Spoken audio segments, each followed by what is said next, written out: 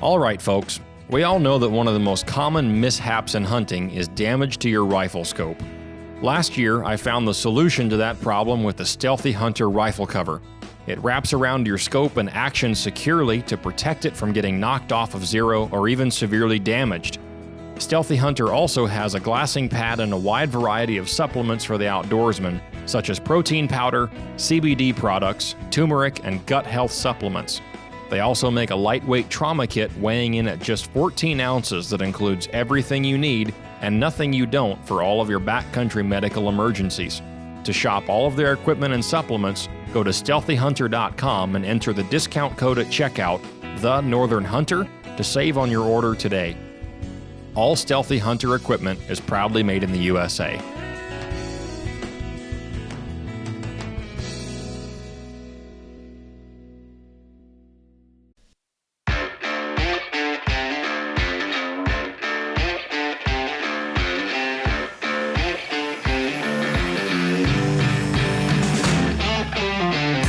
You're listening to the Northern Hunter Podcast, home of all things hunting, fishing, and outdoors in Alaska. All right, everybody, welcome back to the show. My name is James Payne. I'm Dalton Gray. I'm Mariah Humphreys. And today is going to be a little bit flying off the cuff because we had some plans and some other plans and then more plans on top of that. And then we just kind of landed on No plans? whatever we're going to talk about today. So it's going to be an adventure for all of us. Be a little bit of a newscast. Yeah. I found some cool stories and whatnot. I'm happy to be back. It's been good night. How many did I miss? 3 episodes. I think that's the longest run I've gone. Yeah. Missing episodes. Does it feel like you're in guide camp yet? A little bit. I wish that's where I was. Walk out that door and suddenly things aren't as good as they were. Right. No, I apologize for being absent, but sometimes duty calls and you just got to go to work and The show must go on. Yep. So there's a possibility I might not be here for next week's episode, so I apologize for that ahead of time, but We'll get all your licks in this week. Yeah, exactly. Like most of us, I got to pop my head in every once in a while. just let everybody know I'm still alive. I'm still kicking. I'm just out there, traveling around the state, doing everything. So, but no, it's been fun. It's been a busy few weeks being gone. I think there was a 2-week period there where I didn't work a single day less than 12 hours. So very, very busy. There's a time in my life I would have been like, cool. Now I'm like, right. Luckily, a decent portion of that for me entails like driving or flying. So see, I like those kinds of hours. Yeah, those ones are especially nice. The paycheck. Those ones are nice. But when you find out you've got to drive to Chittenden back in a day and do like several hours of work while you're there. See, I like those kinds of projects. It's good. It's good, but it's a long day. Like when I show up it's a to very work long and day. you get told you're going to drive a delivery to Healy. Right. That's a good Very day. good. I love going to Healy, man. That's such a chill drive. But no. So how did you guys like that whole fake spring thing we had? Oh, we called it. Yeah. I love how everyone that's been here for a while called it. Well, and then like you had all the new people to Alaska being like, "Oh, this isn't so bad." Yeah. But, right. Yeah. And it's like, I was like, no, this is just like second spring. I was probably about second spring. But yeah, right. It probably was. By the end of this week, we'll see 40 degrees. Yeah, probably. Wouldn't surprise me. I'm telling you. Oh, really? Is that what? Yeah. Yeah. It's I quit on every It's forecast. It's supposed to be like 20 degrees today, but I don't think it ever hit that. No, I think the highest I saw was like 14 or something like that. It was 18. It was 18 driving here. Crazy. So one of those days, the reason I thought about that was, I was in Chittenden about 2 weeks ago for work, and I took a video. I meant to post it that day, but I'm horrible with social media, so maybe I'll just go post it tonight. Who knows? But in February, the middle of February, I was in that little parking lot, like right when you get downtown Chittenden, and you kind of go around the curve by the lake, and there's that little parking lot with the public restrooms there. Yeah.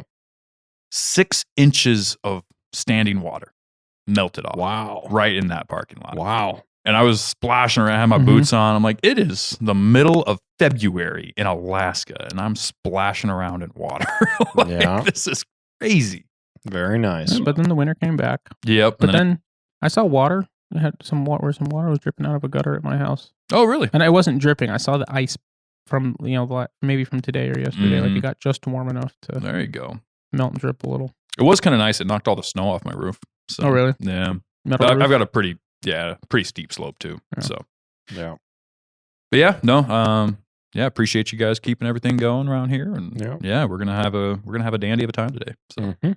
I think you said you had something, Dalton, you wanted to bring up first. Yeah, I got a couple of announcements. One of them is a housekeeping item. The other one's a thing that I forgot to tell you about. So, surprise. Last week, Mo and I had Chris Perez on the podcast, and we were discussing a bunch of topics in the podcast. And one of them that got brought up a few times was shooting on or across a roadway. Yes. And I just wanted to clarify some of the terminology that we were using. Right. We said drivable surface a bunch of times because that's what stuck in our heads. But I had a listener write into the show. He messaged me on social media. We were talking about something else, actually, and then he told me that he was a listener. And so, anyway, roundabout way.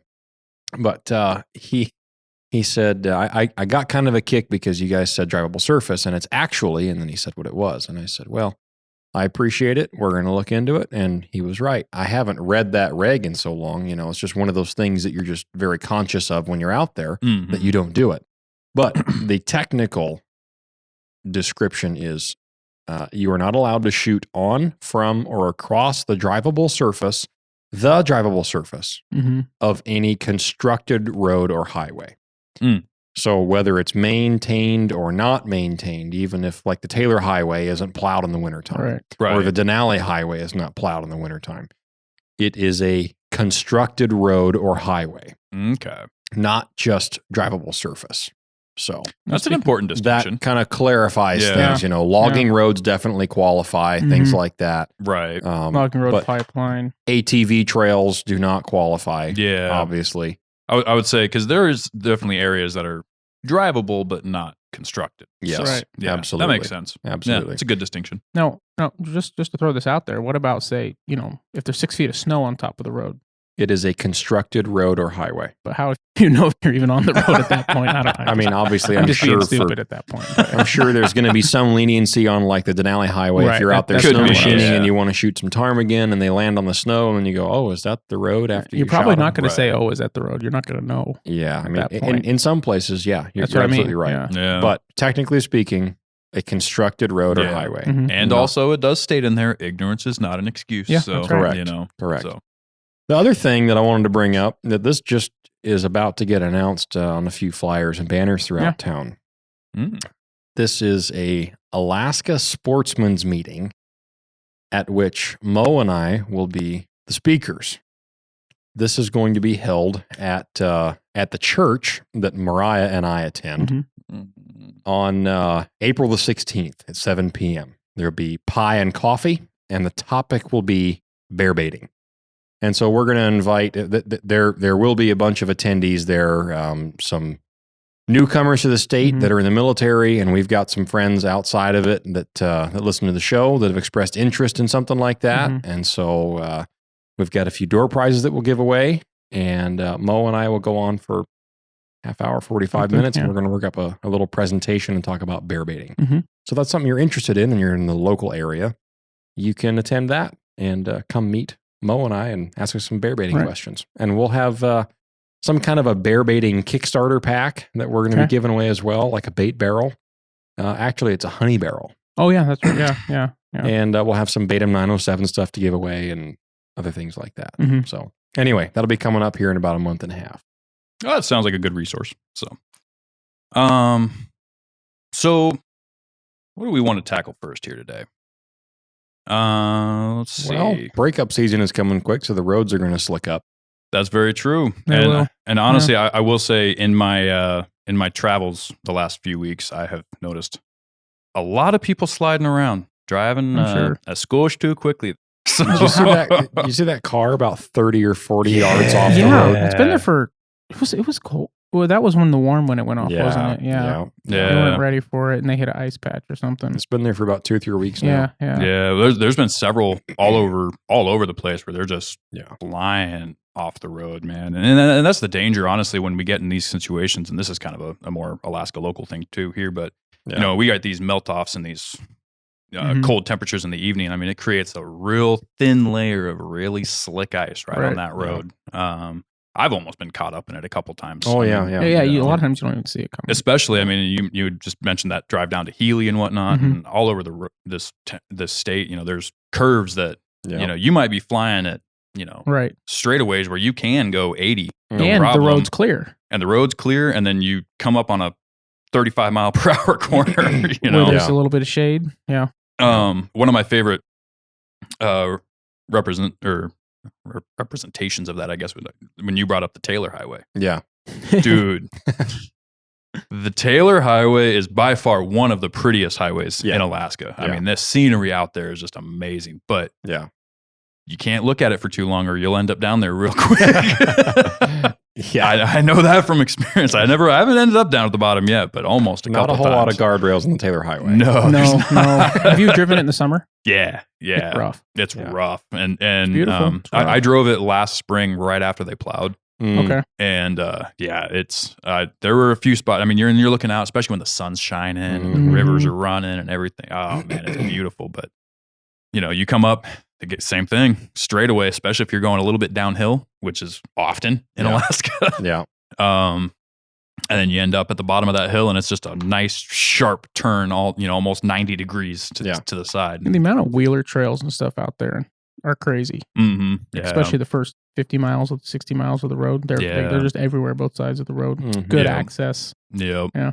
But it's insane, and so driving careful this time of year is a big thing. Especially we're all excited getting out there, and you're coming into the next few weeks, I should say. We're probably going to stop seeing such cold temperatures. Yeah, we can feel the sun now. Yeah. Knock on wood. But and it's exciting to get to go run around and everything, but be careful, expect there to be slick spots. But in addition to that, with the extra sunlight and everything like that, animals are excited to be moving around a lot more too. Mm-hmm. So keep an eye out for the meese, for the mooses. Say that like my little sisters. If goose or geese, moose or meese. No, they're not, because it's English. I know. I actually saw a moose and a cow and calves, 2 calves in my neighborhood. Did you? Yeah. Oh, did you really? Yep. That was encouraging. I've seen there's used to see moose all the time, and now you don't see him as much. And so you sound like such a fogey. There's 2 cows. Been living here for 25 years. Okay. There's 2 cows. One that has like a 2-year-old calf that's probably going to get kicked this year, and then another one running around my neighborhood that has a yearling. Oh yeah, that's encouraging. It's nice to see. They're because they had some hard winters there for a while. This winter was pretty easy on everything. Yeah, I'm hoping they bounce back. Yeah, so little snow. I don't know if guys are even going to make money shoveling roofs this year. I don't know. I've been wondering about that. Like some guys rake in 20-30 grand for in a few weeks. Oh sure, shoveling roofs. I don't know if that's going to happen. Yeah, that's great. Roofs or roofs. Depends on what part of the country Wolves you're from. Wolves, roofs, roof. Right. Cricks or creek. Just gotta, fluctuate the enunciation there. Acorn or acorn? Acorn. Acorns all day. Yeah. Okay. Yeah. Wearing the shirt. It says acorn on it. you are really? Too. Holy cow. No kidding. Wow. As long as you're not using the yellow acorns, you're all right. Is that like the yellow snow slushies? No. Okay. It's a song. Oh, bone collector. Oh, okay. Yeah. Yeah. I know what you're talking about. Yellow acorns. Yellow decoy. Yeah. Did you see that article about the moose collision statistics? Yeah. So I was just pulling that up.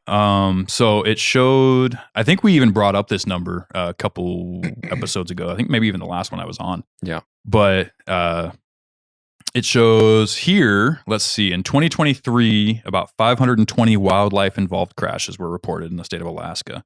Yeah. More so than that, I think looks like the year before that, it was 670. Mm-hmm. And a lot of these happen, looks like in the southern part of the state. Yeah. They're expecting, on average, if you were to average it out, there's likely at least 800 vehicle accidents are caused by moose collisions throughout Alaska each year, because they're accounting for ones that aren't being reported as well. Mm-hmm. Yeah. Shows most of the collisions occur in the Matsu Valley area, so 31.6%. This is on directly off ADF&G's website. That I'm reading this. Kenai Peninsula accounts for 26.2%, and then the rest of them are all over the state. Man, so just from July 1st of 2023 to February 12th of 2024, when this was updated, I'm assuming, 148 moose had been killed on the Kenai Peninsula, and 189 have been killed in the Matsu Valley. Wow.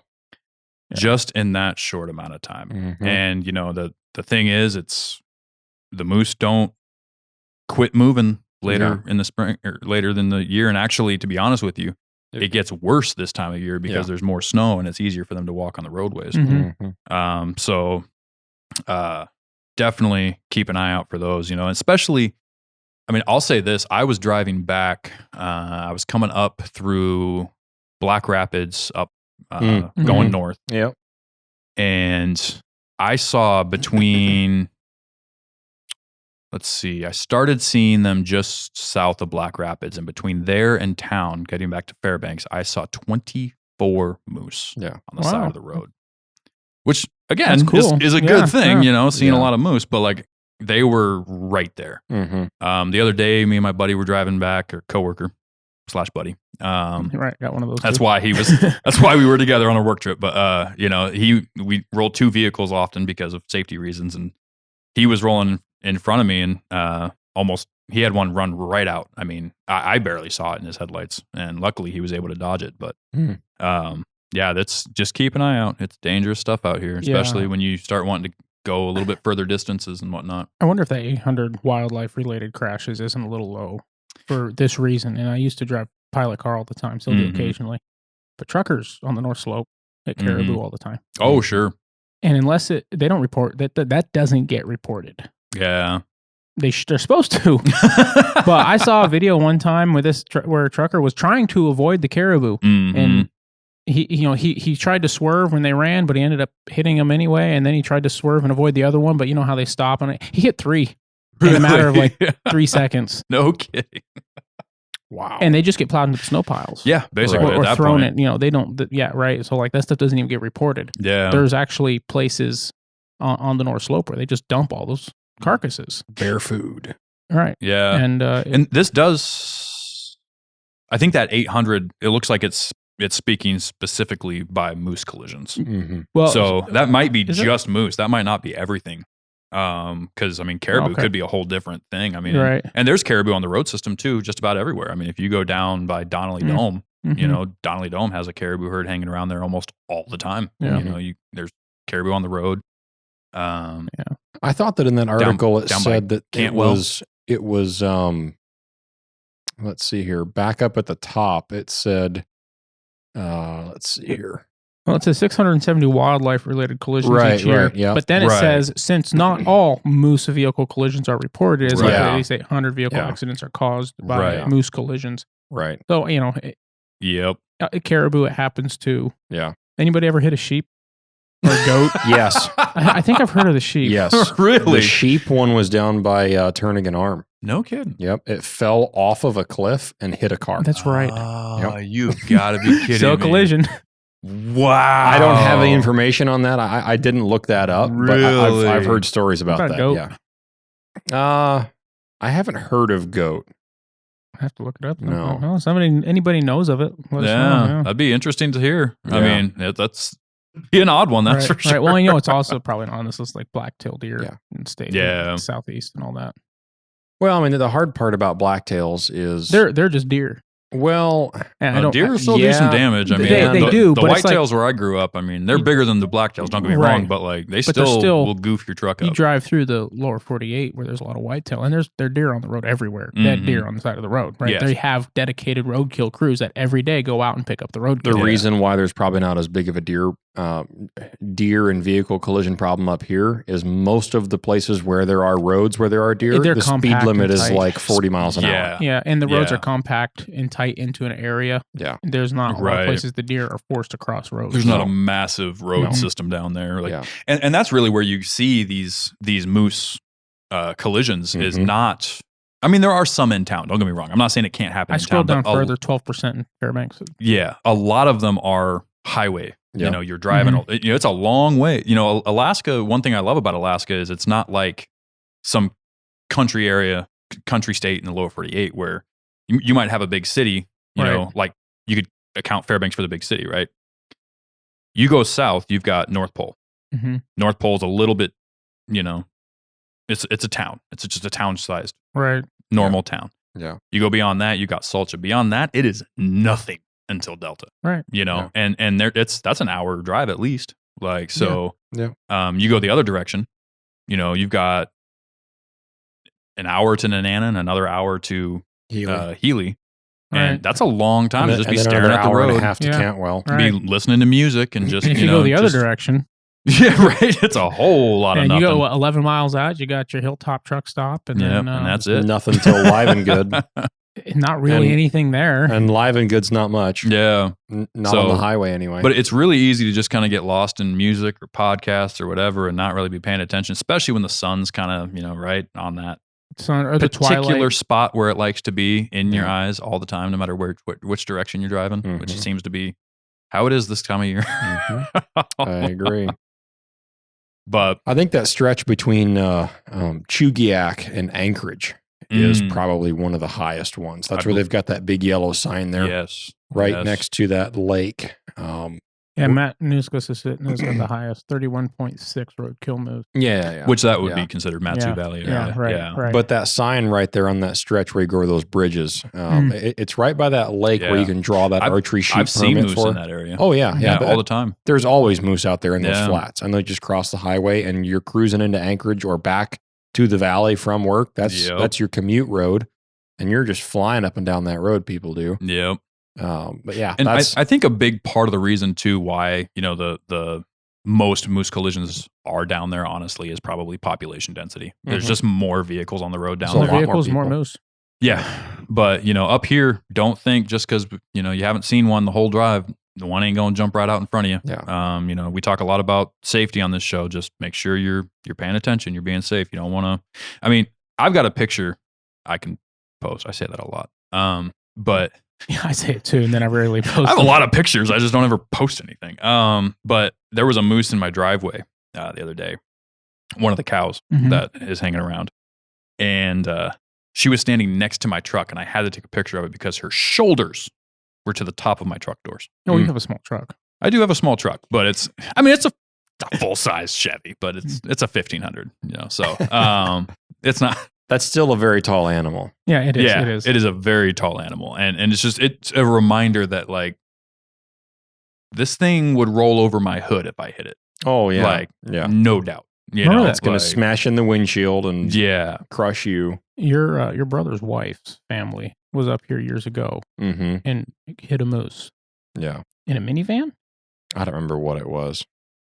But didn't it, like, go between the seats or something crazy? I couldn't tell you. It was an insane, like, yeah. I remember briefly some of what happened. Like, they hit this moose, and they're like in a minivan. They're all short. Really? But yeah, it was like, I'm trying to remember if it was the one where there was a picture of one that went through the windshield of this van and literally, like, ended up in the back seat. It had to be a calf. And the people in the front survived. Everybody was fine. Really? Yeah, but anyway, it's like, duck. When you live in Alaska, if you know multiple people that have been involved in moose roadkill incidents. Yeah. Well, and I'll say this, just, you know, I have had to go to a body shop, you know, a collision shop for various accidents here in the state. And every time I go there in the wintertime, you know, whether I'm just showing up for a fender bender or whatever, and I'm just showing up to, you know, there's always a demolished truck in there that's, you know, I mean, it is amazing the devastation those animals will do to your vehicle. Yeah. Like, it's unbelievable. Almost. It's funny, they always catch me more off guard when I see them next to the road in the summer. Like, you expect it in the winter. Right. It's in the summertime at twilight or something, like in the fall. And then you're like driving, all of a sudden there's one running on the road next to you trying to cross. And it's like, what in the world? You know, cross behind me. I almost plastered one in September on my way home from guiding that moose hunt. Oh, did you? In September, I was running back up the highway and driving. The vehicle was running. And I was cruising along, doing 65 miles an hour, that highway speed. Mm-hmm. Roads are perfectly dry. Sun was shining. Birds were singing. I was listening to a podcast, and I had a lot of driving to do, and I was trying to make time and get home. And this bull moose, probably one of the biggest bulls I've ever seen on the road anywhere in this state, on a highway. And he stepped out in the ditch, and I looked over, and he was probably about a quarter mile ahead of me at that point, which is not very far, going 65 miles an hour. Mm-hmm. And I looked at him like, wow, that bull's got a little bit of size to him. He's 45, 50 inches anyway. And I'm looking at his rack, and all of a sudden, as I get close to him, he just boom, books it across the road. Yeah. A car length in front of me. And I, hit the brakes and swerved back behind him. And had I not swerved around, I would have clobbered him right in the back hips. Mm-hmm. And I thought, man, you got to be nuts. Like, this is not the time of year this should be happening. People joke about the fact that they wait for a vehicle to come across the road. But it seems like they do. Yeah. I've had them do the same thing to me, Yeah. like running across the road, and then all of a sudden running next to the road, and all of a sudden I come along, time to cross the road. Yeah. Yeah. Or especially when you're the only vehicle on the road for as far as the eye can see. There was either nobody direction. behind me, nobody coming the other way. Like, why would you choose right now? Yeah. Like, that's but it's, I saw the most insane thing several years ago on Sheep Creek Road. Okay. I was driving out towards Moose Mountain area. Mm-hmm. And before the railroad tracks going over the hill. Mm-hmm. And there was a car in front of me, and I saw a rabbit run out. Cottontail rabbit like we have up here. Or snowshoe hare. No, Yeah. Run out from the road. I probably told you this. Uh-huh. It was, it drove, I couldn't believe it. I thought that rabbit was dead. It ran underneath right underneath the front tire, behind the front tire of the car. Oh. I watched it stop there, spin around, run out from the car, and then cross between us. Went under the car, back out, and we're doing 40, 50 miles an hour, whatever the speed limit is. I watched this happen in front of me. Blew my mind. Yeah. I could not believe what I saw happen. Like, it went under, back out, and I was like, I wish I had a dash camera. I have seen squirrels pull off some absolute gymnastics trying to survive on these roads. And sometimes they do. Sometimes they don't, but sometimes they do. The funniest thing I've ever seen run over was a muskrat. Oh, jeez. Really? Oh, no. So poor muskrat. Why do we feel bad about a muskrat? I don't feel bad about the muskrat. It's just I'm thinking about the story and how I'm going to tell it. It's like, oh, I hit a sloth. Oh, right? He didn't deserve that. Come on. You couldn't miss a sloth. Just say I was riding with somebody in their vehicle. Yeah. And, the trapping regulations don't really give us, they give us ways not to take animals. Mm-hmm. But they don't say you can't, knock them out with your vehicle. You can't hunt them with your vehicle. Now they're going to after hearing this episode. But when we backed up and got out after swerving to hit it, I wasn't driving. Somebody else was driving. What was it? What was that? What's the statute of limitations? I don't know anything about this situation. No, statute of limitations. This was years ago. The muskrat looked like it hadn't been touched by the vehicle, but it was flopping around on the road like it'd been hit in the head. Yeah. It was crazy. Probably had. Well, yeah, obviously it had been, but Anyways, don't do that, folks. Don't do that. I'd say it was the craziest thing I've ever seen. Yeah. Hit on the road like muskrat. Yeah. I've seen beaver on the road where there's really no water nearby. I saw which a beaver is the weirdest thing. up by the White Mountains on the highway. Yeah. Crossing from me like 28 mile. Uh-huh. No kidding. Crossing the road. Yeah. Wow. I swerved and missed it. But yeah, it was a beaver. Blew my mind. You didn't want to hit that one, huh? Well, no, it's a beaver. I was driving this time. I know. That'd just about throw you off the road, hit a good sized beaver. Exactly. Good Go grief. airborne, yeah. Wow. Yeah. But anyway, so yeah, be careful on the roads. Don't hit animals unintentionally or intentionally. Right. And just try to be safe out there. Enjoy your spring. And the other quick thing, we don't need to go into a whole lot of this because there's just more updates coming every day. But I would point it out. I've seen 2 new updates just today on king salmon restrictions in the southern part of the state. Looks like it's not going to be a good year for the kings. again. So they're already talking about shutting down the Susitna and the Little Sioux between certain times of year. It looks like I think it's May. Let's see, May 1st through July 13th. Yeah. And it's like there's certain areas where you can catch fisheries kings, which you can ID, based on certain fins that they have or don't have. They have great diagrams on Fishing Game's website about that. But if you do catch one that's not a fisheries king, same rules apply as a lot of the ocean stuff. It can't leave the water. You're supposed to release it without ever taking it out of the water. Like, make sure it's alive. Like, don't get caught up with that. That's the kings have been having a really hard time, and they're at least trying something. So, in the last episode that you missed, and I don't think you've heard this yet, but part of what we talked about was that they are considering, in some levels, listing king salmon as an endangered species. I've heard that. Yeah, I've heard that being thrown around. They've actually been talking about that for a little while. Yeah, it seems to be gaining more publicity now, though. Right, and that's what we were kind of joshing about in the last one. Politically speaking, I understand from a numbers standpoint why they're saying it, but how dangerous is that precedent with all of the other federal problems that we've been having? Yeah. At what point do we say, no, let's just give it some time, limit the fisheries through the state regulations, and just wait and see what happens? Well, the state needs to start doing something a little bit more aggressively, I think. That's... Do you want me to just read this quick paragraph here? Just kind of talking about this? About which one? The salmon article here. Oh, sure. Yeah. So it is the Susitna and Little Susitna river drainages closed to king salmon fishing. Right. In this article. Yeah. Yep. In favor of protecting returning king salmon and increasing fishing opportunities in the future, the Alaska Department of Fish and Game, ADF&G, is closing sport fishing for king salmon in units 1 through 6 of the Susitna River drainage and the Little Susitna, effective, and it gives the dates. In addition, sport fishing gear is also limited to one unbaited single hook artificial lure with a gap between the point and the shank of the hook of 1/2 inch or less when fishing in units 1 through 6. Those rivers are normally open to king salmon fishing. Sport fishing for other species will be allowed 7 days per week from 6 a.m. to 11 p.m. King salmon may not be targeted, and those caught may not be removed from the water and must be released immediately. It says for a complete description of these waters, anglers should refer to the current South Central Alaska Sport Fishing Regulations booklet.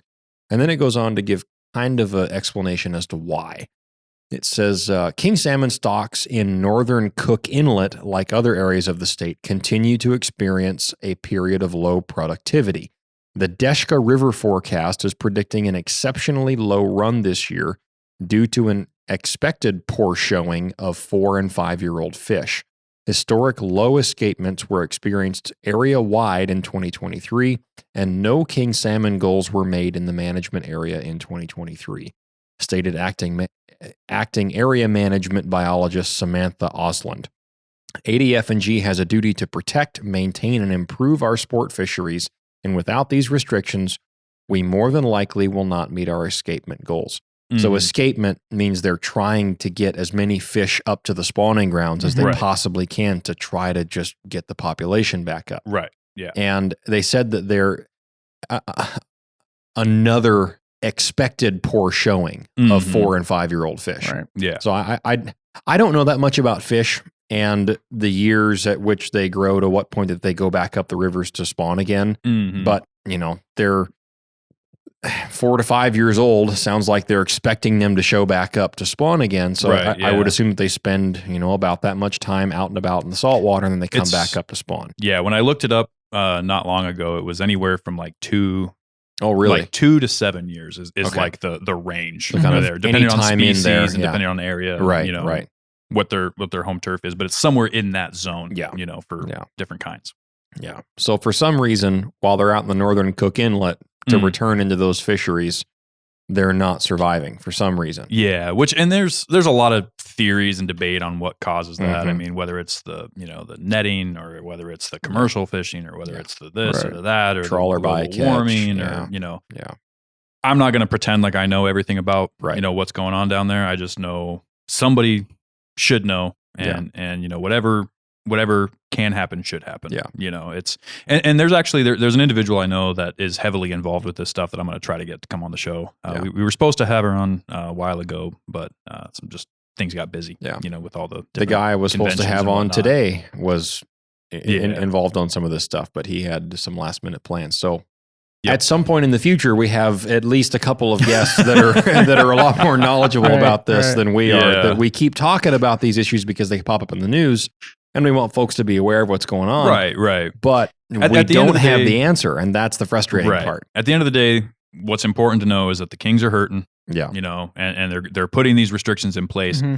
You know, and if for no other reason, because I don't know what the cause is or what the solution is, I'm not bringing this up from a like pedestal standard of like, we need to save the Kings, which I do believe, don't get me wrong, but like more so for anybody planning a fishing trip down here. Yeah. Keep an eye out on regulation changes, emergency closures, emergency changes to the regs. Make sure you know what you're allowed to fish with, when you're allowed to fish there, what you're allowed to catch, what the, like it said here, you know, that can't be removed from the water, released immediately. Like if you do catch a king, you can't pull it out of the water and take a picture with it before returning it. Like that's illegal. Yeah. Just make sure you don't get caught up in any kind of violations. Yeah. You know, you don't want to be causing any trouble for yourself going forward. You know, want to have everybody to have a great summer, great spring. Just have fun, be safe, follow the rules. Everything ethical. Will be okay. Be ethical. Exactly. Yeah. But let's take a break and then we'll dive into the next one. All right, folks. We all know that one of the most common mishaps in hunting is damage to your rifle scope. Last year, I found the solution to that problem with the Stealthy Hunter rifle cover. It wraps around your scope and actions securely to protect it from getting knocked off of zero or even severely damaged. Stealthy Hunter also has a glassing pad and a wide variety of supplements for the outdoorsman, such as protein powder, CBD products, turmeric, and gut health supplements. They also make a lightweight trauma kit weighing in at just 14 ounces that includes everything you need and nothing you don't for all of your backcountry medical emergencies. To shop all of their equipment and supplements, go to StealthyHunter.com and enter the discount code at checkout, The Northern Hunter, to save on your order today. All Stealthy Hunter equipment is proudly made in the USA.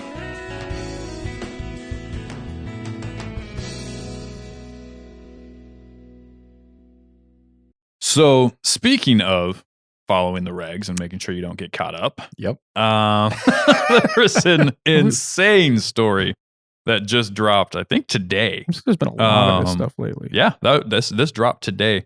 And unfortunately, there's not a big story written about it that you don't have to pay for a subscription to read. So I only have access to the basically the Alaska State Troopers dispatch details that they've released. Man, this really sounds like more of a Florida man story, but well, it's Fairbanks. So. Right. Fairbanks is the new Florida, except colder. We get everybody here. That's the thing. It's just like we really do. We have all types. I mean, look at you, James. You look like a Florida man. No, I don't. I was kidding. But you have hair like this when it's that hot year round, dude. I've seen pictures. Okay. Oh, really? Yeah. Oh yeah. There's some surfer crazy. Oh, that's true. Oh, yeah. I could pull off surfer look. I think maybe. I would never do it. But what do you mean you could? could? You slap on a Hawaiian shirt and a pair of shorts. You are a surfer guy, just way too light skinned. That's true. Yeah, and I don't tan at all. We've covered this in the show before. Yeah. I just turned red and I stay red. But so the name of this article is California man facing multiple poaching charges in Fairbanks. A California resident is facing 48 counts of fishing and hunting violations in the Fairbanks area. And this is posted on, I'm reading this on AK Sporting Journal, but I've found this multiple web pages so far. So it's out there. It's out there. So my goodness, man, 48 counts. Yeah. I'm going to have to revisit this one when more information surfaces. You better believe there's going to be more information. They do. It looked like they had a fuller article about this in the Daily News Miner, the Fairbanks newspaper, but unfortunately on their website they make you subscribe, and I'm not going to pay for another subscription. So no offense, that's the world we live in. Everybody $5 eat to death. So exactly. But, exactly. So but I'm going to read here. This is what the trooper said. So on March 13th, 2024, 2 days ago, Alaska wildlife troopers in Fairbanks charged a Palo Cedro, California resident. Yep. I'm assuming that's the county or the town. Yeah. With 48 counts of various hunting and fishing violations stemming from an investigation that began in August of 2023. Goes on to talk about a search warrant that they had for his residence. They seized an aircraft from a hangar, and the search warrant in Alaska was served. Currently, with several warrants being served in California by California Fish and Wildlife officers who seized 10 big game animals that were taken unlawfully in Alaska. And it looks like Montana jumped in to help as well, to assist with the investigation. I wonder why Montana's involved. I have no idea, actually. It doesn't... He must have some traveling problems as well. Maybe they were after him too. He's probably been pulling this stunt in more than one place. Yeah. Judging off the laundry list of charges here. So, and we've talked a lot about different violations you could come up across, while you're out in the field, and, what to do. Yeah. Turn yourself in as fast as you can. Just throw your hands up and say busted. It's the easiest way to, just make it all go away as fast as possible. Doesn't mean you're going to get any leniency. I mean, the state does. I mean, they will literally, hem you up for 1/8 of an inch if you're under the speculations, whether it's full curl or under 50 inches. I mean, if you are a repeat offender, I should say, especially, or maybe they've caught you, shooting 50 in 1/8 a couple times, and this time they found out you were just shooting a little bit under. I mean, they have the ability to hem you up for as little as 1/8 of an inch. I'll say that. Yeah. Don't know if they will or won't. That's not my call. I'm just saying they can. But when you try to hide it, when you try to cover it up, when you try to get away with it, Alaska will throw the book at you. And it's just a common known thing. I mean, when you hear somebody talk about why we don't break the hunting rules here in Alaska, it's like, well, because if you get caught, there go, you can't hunt for a year. There goes your gun, your wheeler, your truck, your dog, your wife, everything, anything you had that you. It's like gone. So like a country song, huh? You're left standing there. What inspired your country music? Poaching violations in Alaska. So let's read through these, shall we? There's 48 of them. Let's. And see just what this guy was up to. So 3 counts falsifying license application. 11 counts hunting without hunting license. 10 counts non-resident big game locking tag required. 11 counts unlawful possession / transportation of game. 3 counts non-resident taking of brown bear, Dall sheep / goat without licensed guide. 2 counts unsworn falsification of the 2nd degree. 2 counts false statement on permit application. 1 count falsely commercial fishing license. That's worded very weird. 1 count failed to return permit hunt report. 1 count failed to submit personal use report. 1 count deer season and bag limits. 1 count pelagic rockfish limit southeast, and 1 count king salmon limit southeast. This guy got around, dude. The investigation is continuing. Yeah, the investigation is continuing. This guy did a lot of stuff. I don't know who he is. I don't recognize the name. It's funny because you look through this list, and like one of any of these things, you would kind of say, oh, I don't know. Like if you read this article and it was just one of these things, you'd say, some of them are worse than others, obviously. But 1 count failed to return permit hunt report. Right. Mm-hmm. Who hasn't done that? I'll say that. Most people that I know, because some of those are, 15 days or whatever. Right. Season. Very, and then very short. clearance period there. And if you're not paying attention, and you should, and there is no excuse. Yes.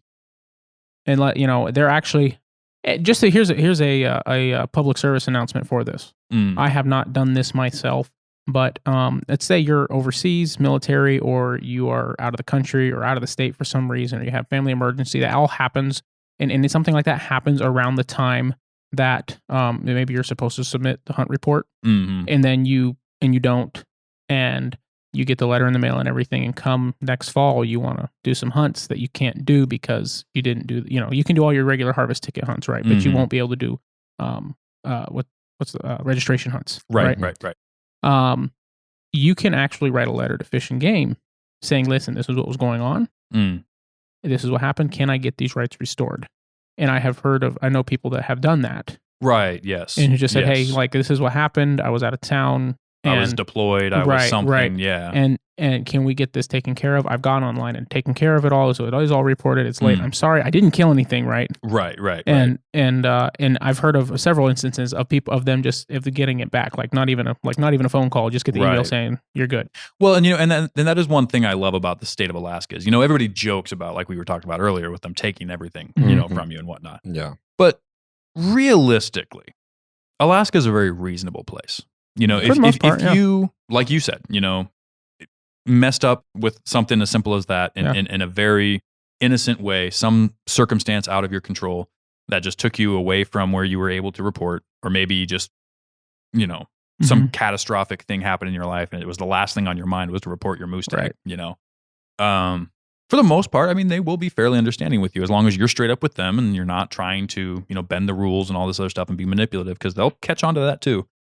But, man. But 48 counts. 48 counts. Well, and that also goes to prove, if you're trying to beat the system, they're going to add things like that. Failure to return hunt permit, or report the hunt, failure to submit personal use report, things like that. That's all, it's just going to get added on top of things. The biggest thing that gets me is it's so obvious that this guy didn't care about the law. Is 3 counts of falsify license application. Yeah. What did it do? Hit resident? Right? Very likely. Very likely. Unsworn falsification, and of course, as soon as you are not legally licensed, well, there's his there's his hunting without a license counts, right? Exactly. Right. Falsify commercial fishing license. Yeah. Right? False statement on permit application. Failed, unsworn falsification in the second degree. And these are all misdemeanors. Every single one of them. Yeah. That's a pretty big deal. It's going to be a big thing. I'm excited to read a story that I don't have to pay for. But I don't mean to harp on that. But, if we have any friends at the News Mine that want to give us the inside scoop so we can promote the newspaper on our podcast or something. I'd love to. Because we're not willing to pay it. It's just too much money. Yeah. But no, it blew. I saw this one pop up this morning. And I just absolutely couldn't believe it. I didn't see this. It's really. It makes you wonder, how long of a timeline is all of this? Is this something that he'd been doing for 10 years and just the investigation just kind of started catching up to it? Maybe something popped up a red flag on the system, and then they started kind of looking back at everything and whatnot, or is this guy just up here living his best life without all the proper paperwork? That's what it sounds like. Yeah, and all this. Yeah, because that's a lot of. 10 illegal animals.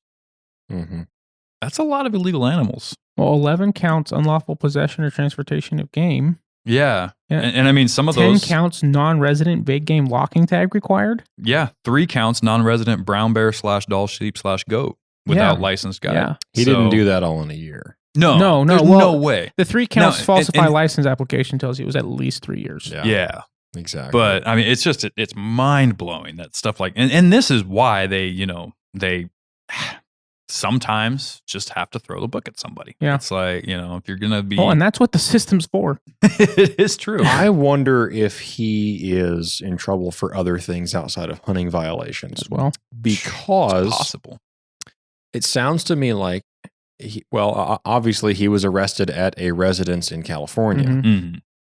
It's quite apparent that he is claiming residency up here and acting as if he gets to take advantage of the privileges in the hunting industry of residency without properly paying his dues as a resident of Alaska. If I'm not mistaken, the maximum allowed number of days out of the state to maintain residency is it 90 days or 60 days? I think it's 90 days. At least I'm pretty sure. I'd have to look into that to make sure, but I'm pretty sure it's like if you spend more than 90 days outside the state, you lose your residency benefits, whether that's your hunting license or your your dividend, things like that. Right. I'm pretty sure it's 90 days. Well, that's kind of what I was getting at is for taxing purposes, is he claiming his taxes up here or California or somewhere else? Yeah. Is he collecting a dividend? Is he applying for a dividend as a resident? Could that be what sparked the investigation? Like this guy is, who knows? Is all of his bank transactions are taking place in California or Montana, maybe if he has a residence there. It is interesting that Montana jumped in on this. Yeah, like, that makes me wonder. That's a question mark I have. Like, why is Montana Fish and Wildlife involved in this as well? Because outside of him being in California, it would make sense that if he's in California at the time and they want to arrest him and they want to do a house raid and go through all of his stuff, then the California police would do that. Right. But if Montana's there too, then they're looking for something that he did in Montana. That's kind of what it sounds like for now. And it's kind of funny to think about because especially like earlier this year when I was down in Africa, poaching's a huge thing there. Yes. They have whole anti-poaching task units and you'd see the trucks running around. Right. And people talking about, there's this guy had poachers on his property, and they cut the fence line and his cattle got, all this different stuff. Yeah. Huge problem over there. And you kind of just don't really think about that in the States. Yeah. I mean, maybe back in the day, but anymore, you're not really thinking like, oh, wow, everybody's out there poaching moose to sell big antlers online or, to sell the hooves for some medical purpose, whatever. There's you don't think about like poaching being an issue in the States, at least not as big of an issue. But I mean, this kind of shows, it can be an issue, there's still people out there that'll just play the system and try to, run around and get, more than their fair share. I'm on Alaska court view. Yes, sir. Wonderful. And I got a little bit more information here. One is he has outstanding like $3,000 in fines that he has not paid for being caught hunting without a license. Like that he was fined and hasn't paid. Are those recent though? Like since these charges have been levied? I imagine it 2/28/24 is the earliest date on it. So that was during this investigation. But well, there's a good chance. So 2/28/24, the court view is a little weird in the way it lists What did it say? It started in August of 23. So. And basically, he could have been issued that fine a year ago and just hasn't paid it. That's true. Yeah. Right. And so it just keeps popping up and increasing the amount is what a lot of times happens. And then he actually had a summons served to him, which means that he wasn't showing up. Interesting. Yeah. Well, and it's, and you do hear about violations all the time. I mean, we had an episode last year about all the sub-legal sheep that were shot. Yeah. It was close to 40 sheep. It was high 30s somewhere. Yeah. I think it was 36, if I remember right. I think you're right. Yeah. It was somewhere around there.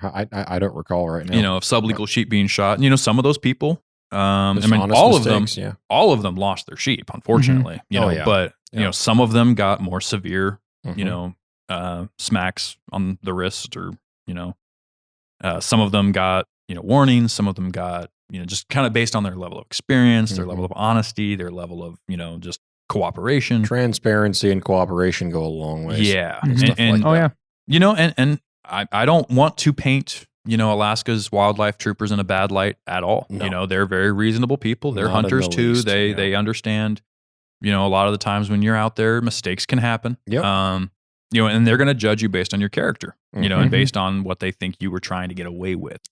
This guy was trying to get away with a lot. Oh my goodness. This guy was Jesse James.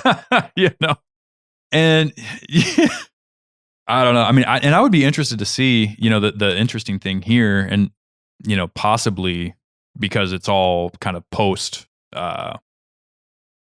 they're kind of going back and finding these things based on records, not necessarily catching him in the field, but how many more things could be could be tacked on if they were to find, like wanton waste stuff. I mean, you see that all the time too. And I don't know. That's going to be hard. But you can't retrospectively. Right. And that's what I'm saying. Like, you couldn't do that retrospectively. Yeah. But, what if, and I mean, Right. this is 48 counts of just retrospective, I mean, if this had been caught earlier, I mean, who knows? And I don't know, maybe the guy does take everything out of the field. Who knows? I'm not trying to say anything bad about that, but that's the hard part. I was going to say that's the hard part about guys like this is they're not doing it for the meat. Right. Yeah. They're doing it just because they like the thrill of doing it. Yeah. And Which is, They talk about some of these serial criminals that sometimes you hear about in the news, and they get addicted to the thrill of doing it. And it's almost like breaking the system. Yeah, is and it's how they get their high of adrenaline off of it. Like I know I'm breaking the law, and I know I'm not really gaining anything from doing it.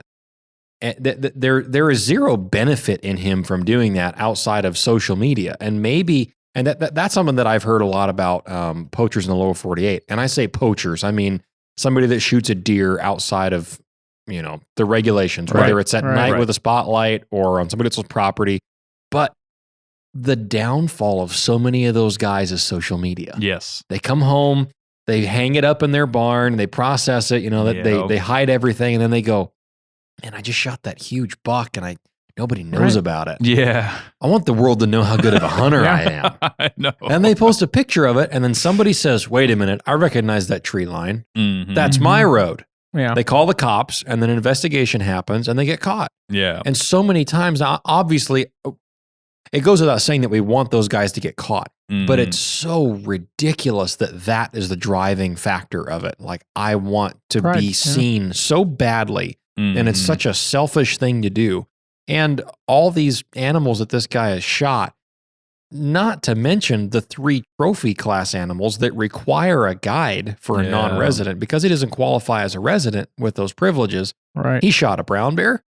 Well, I suppose it very easily could have been a grizzly bear. Or 3 brown bears. And this is the brown bear, doll sheep, goat. That's just a list of the animals. It doesn't necessarily mean he shot one of each, but either way, could have been a few of each one. But 3 brown bear, 3 deer, 3 sheep, 3 goats. Could be any combo. But I just come back to it as you're not shooting any of those animals just because you love the meat so much. No. I don't know, but a couple of sheep hunters that sheep hunt for the purpose of loving sheep meat that much. Mm-hmm. For most of sheep hunters, they love it because it's the thrill of the hunt. It's where the hunt takes you into that terrain, how hard it is. It's such a challenge, and then you complete that. And this guy's just pulling a cheat code on everybody. Mm-hmm. That's what grinds my gears about this The guy. other thing about this too is you look at it like for the resources it takes to do these hunts. Yeah. Even without having to spend what you'd have to spend to do a guide and stuff, like, wouldn't it cost him that much money to do it right? Yeah. Well, yeah, I mean, really, a few grand to get your licensing right. Even if he hadn't hunted, he has a house in Fairbanks, he has a hangar in Fairbanks, and he has an airplane in Fairbanks, and he can afford to fly and take the time off to go do it. That's and a good he can't point. hire a guide to go on a sheep hunt. It's almost like it's a middle finger in the face of of fish and game. Yeah, I mean, like 48 counts. This is kind of ridiculous, but Sitka, Cold Bay, Kodiak, Arctic Village, Fairbanks. Yeah. That's where all these things happen, all over the state. It's all over, yeah. Cold Bay, that's one of the best known regions for brown bears in the entire state. Probably what he shot there. Yeah. That's probably, I guarantee it was. And that's exactly it. It's simply a slap in the face to the Alaska, Fish and Game Department. Yeah. And I've just never seen somebody get 48 counts. I'm not saying it's never happened. I've just never heard of it. And when I saw that, it's my goodness, man. I think a few years ago, there was a guy that got busted. He was an outfitter, and he'd been out. I don't remember exactly which unit he was operating in, but he had been out there for a long time, and it was some technicality that was overlooked on their part. And he wasn't present in the same unit maybe, and he had to be for his guides to be operating in the field. There are definitely laws about that definitely exists that every outfitter operates under. Right. But it was something like that sparked an investigation.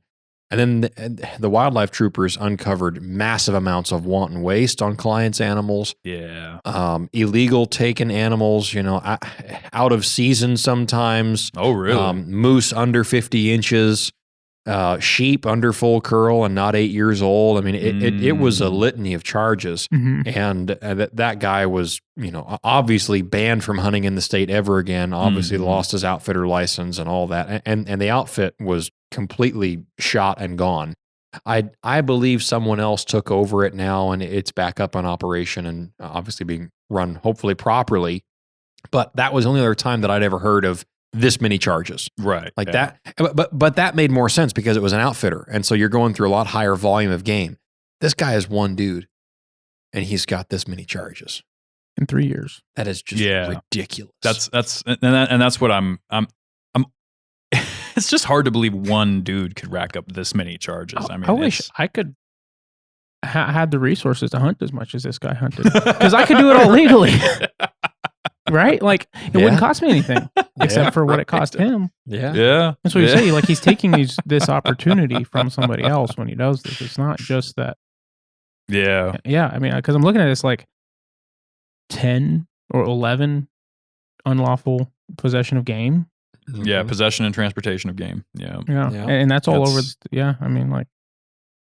Wow. Yeah. Wow. So it's just an insane story, and I'll keep an eye out for more. Oh yeah, more information that comes out. This is literally just. I mean, we're working off of one paragraph and a list of charges. I will say there's no out of season charges.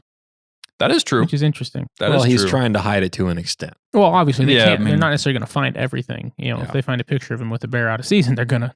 Because the troopers aren't going to think anything of a guy flying around in a Super Cub during bear season around Cold Bay. Right. There's dozens of Super Cubs operating around around that part of the state for bear season. Right. And so they just thought, oh, well, that's just another pilot going bear hunting. Right. But in Cold Bay, he was, unlawful possession or transportation of game. So exactly. Right. And that's the thing is if you were to take one of those things, like for instance, if I lived out of state and I was applying for a draw permit and I registered in my information and I accidentally clicked resident and I applied and I got the tag, and then I got the tag in the mail and I realized it was for resident.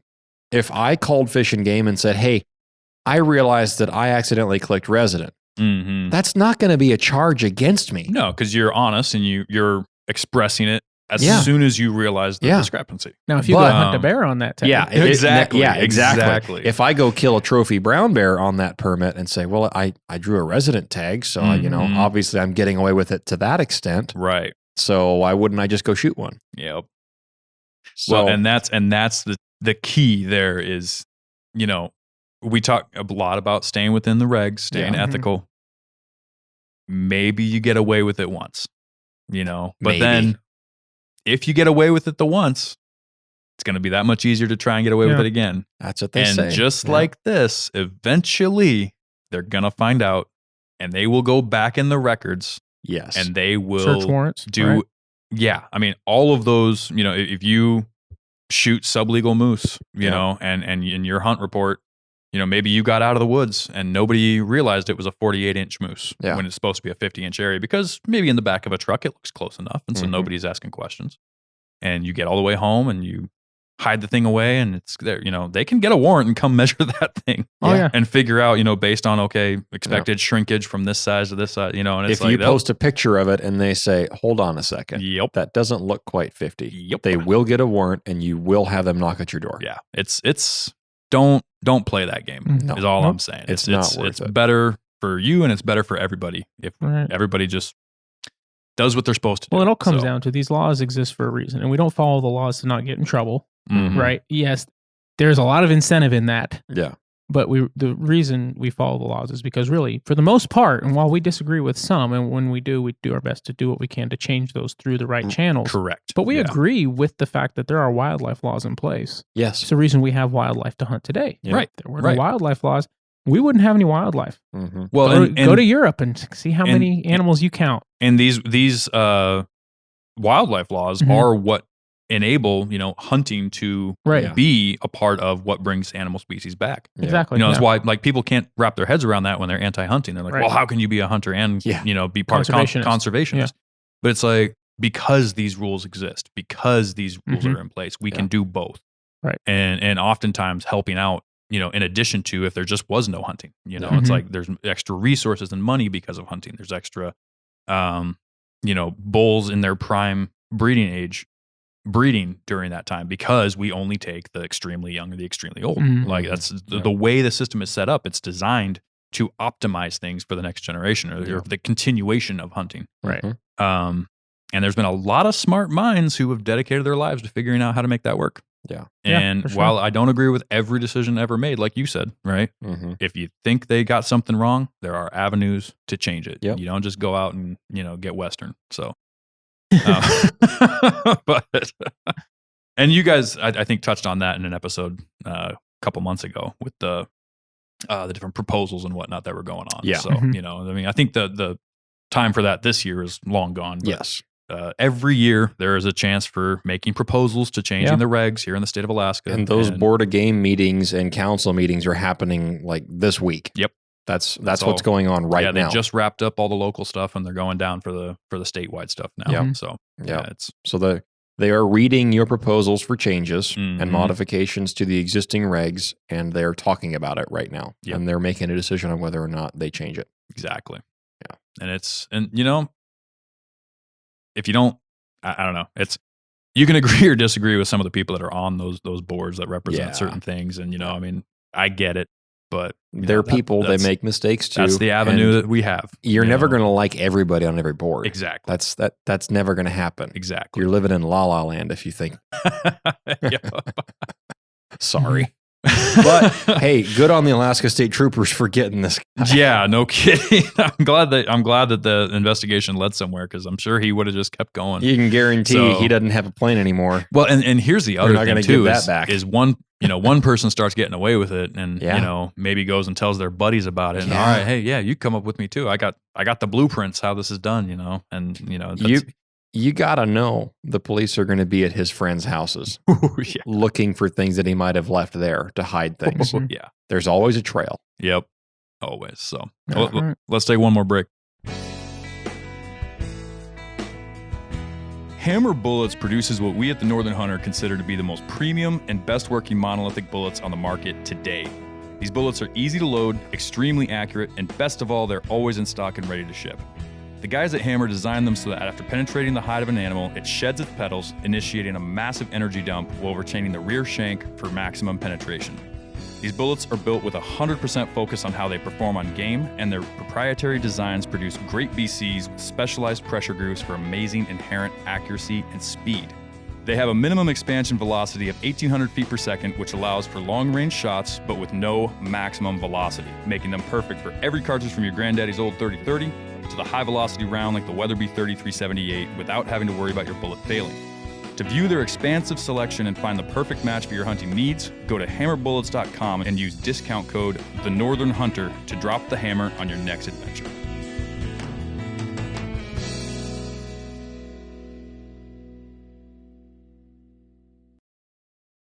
All right, so one more thing to consider going into spring, especially, I'll put this, especially if this is your first spring in Alaska, whether you're coming up as an out-of-stater for a DIY hunt or fishing trip, or you just got stationed here, just moved here for a job, whatever it is.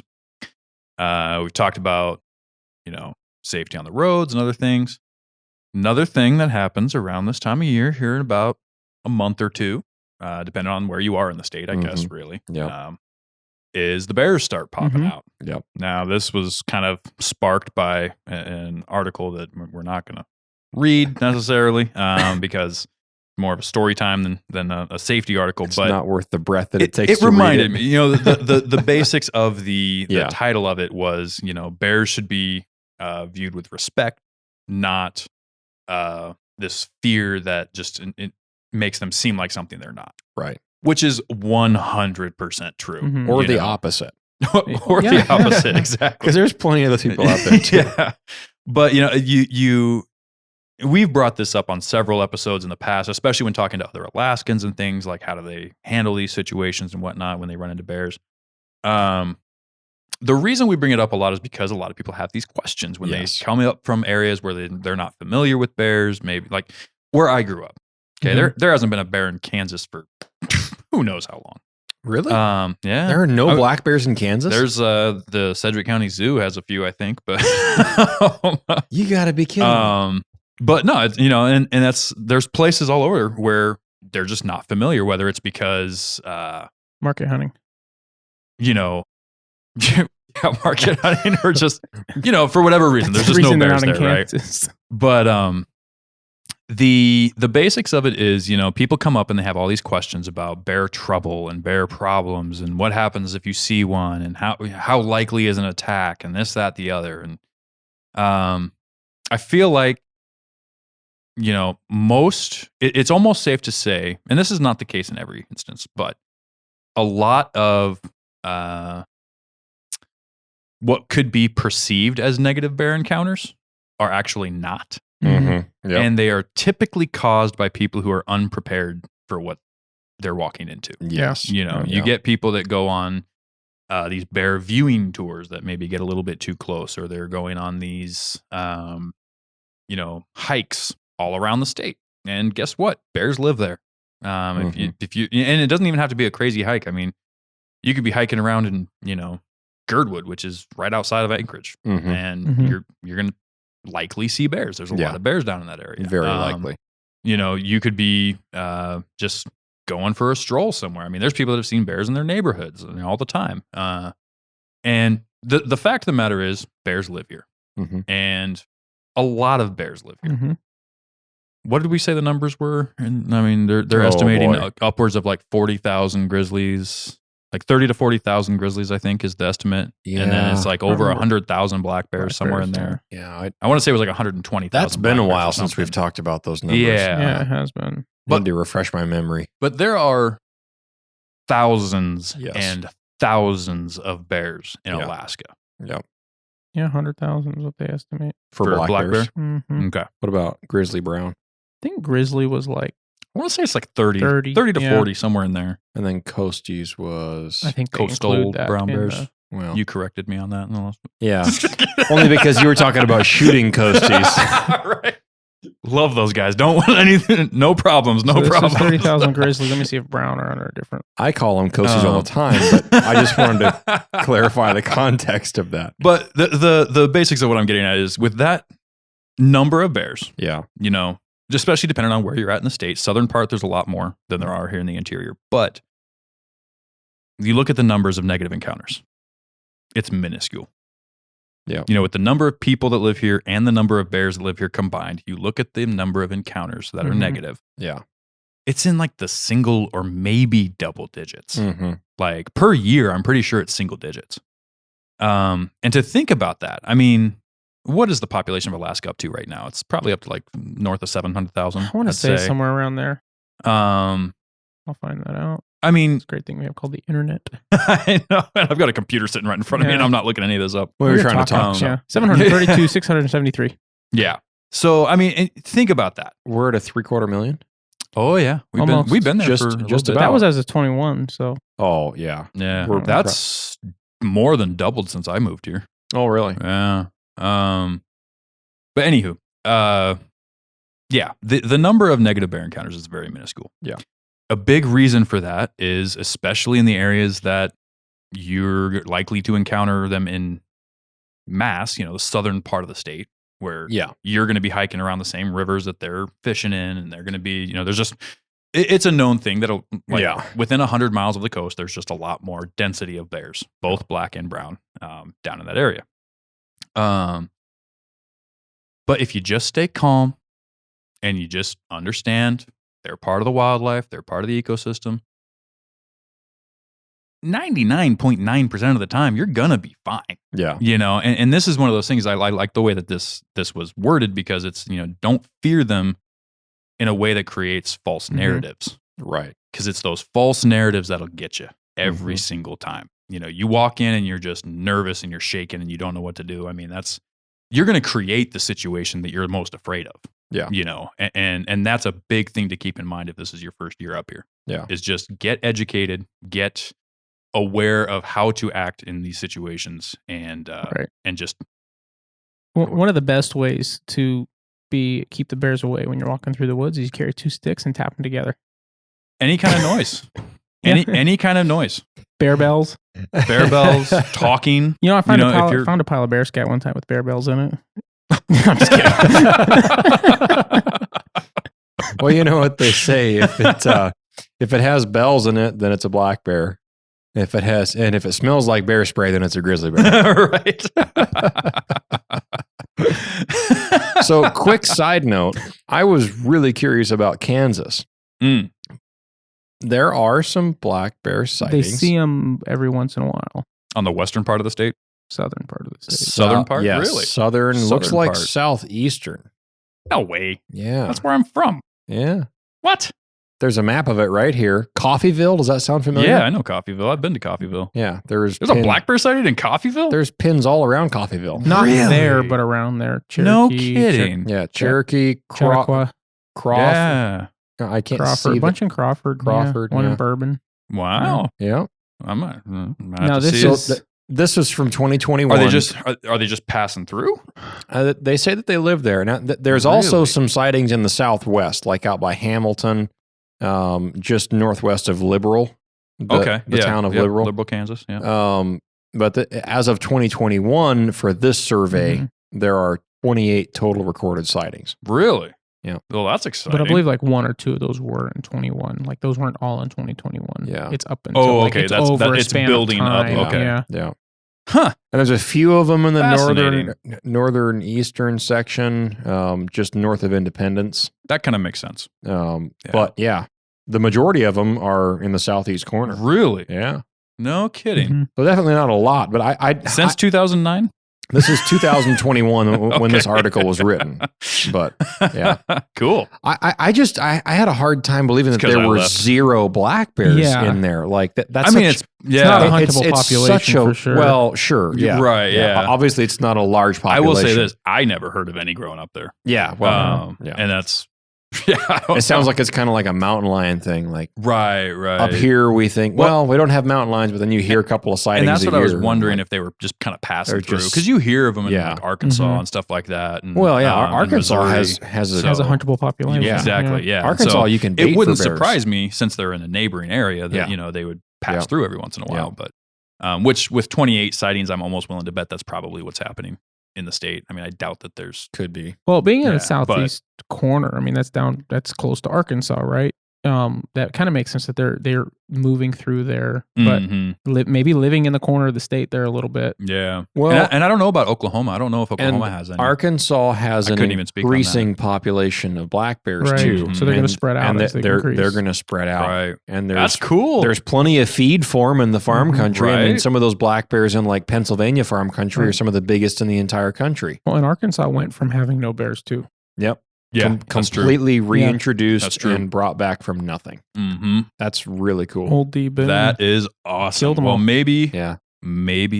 I doubt it would happen in my lifetime. Man, what it would be like to go on a black bear hunt in Kansas. Yeah. That'd be so Governor cool. tag comes up in like Right. 20 years, and James is just like, What kind of a blind are you using, James? Combine. Never suspect a thing. Yeah. They can't hear you But- coming with the noise going. No, that's cool though. That's cool. So, for a side note, any guesses on how fast bears can run? Ooh. This was kind of a tangent that I went on.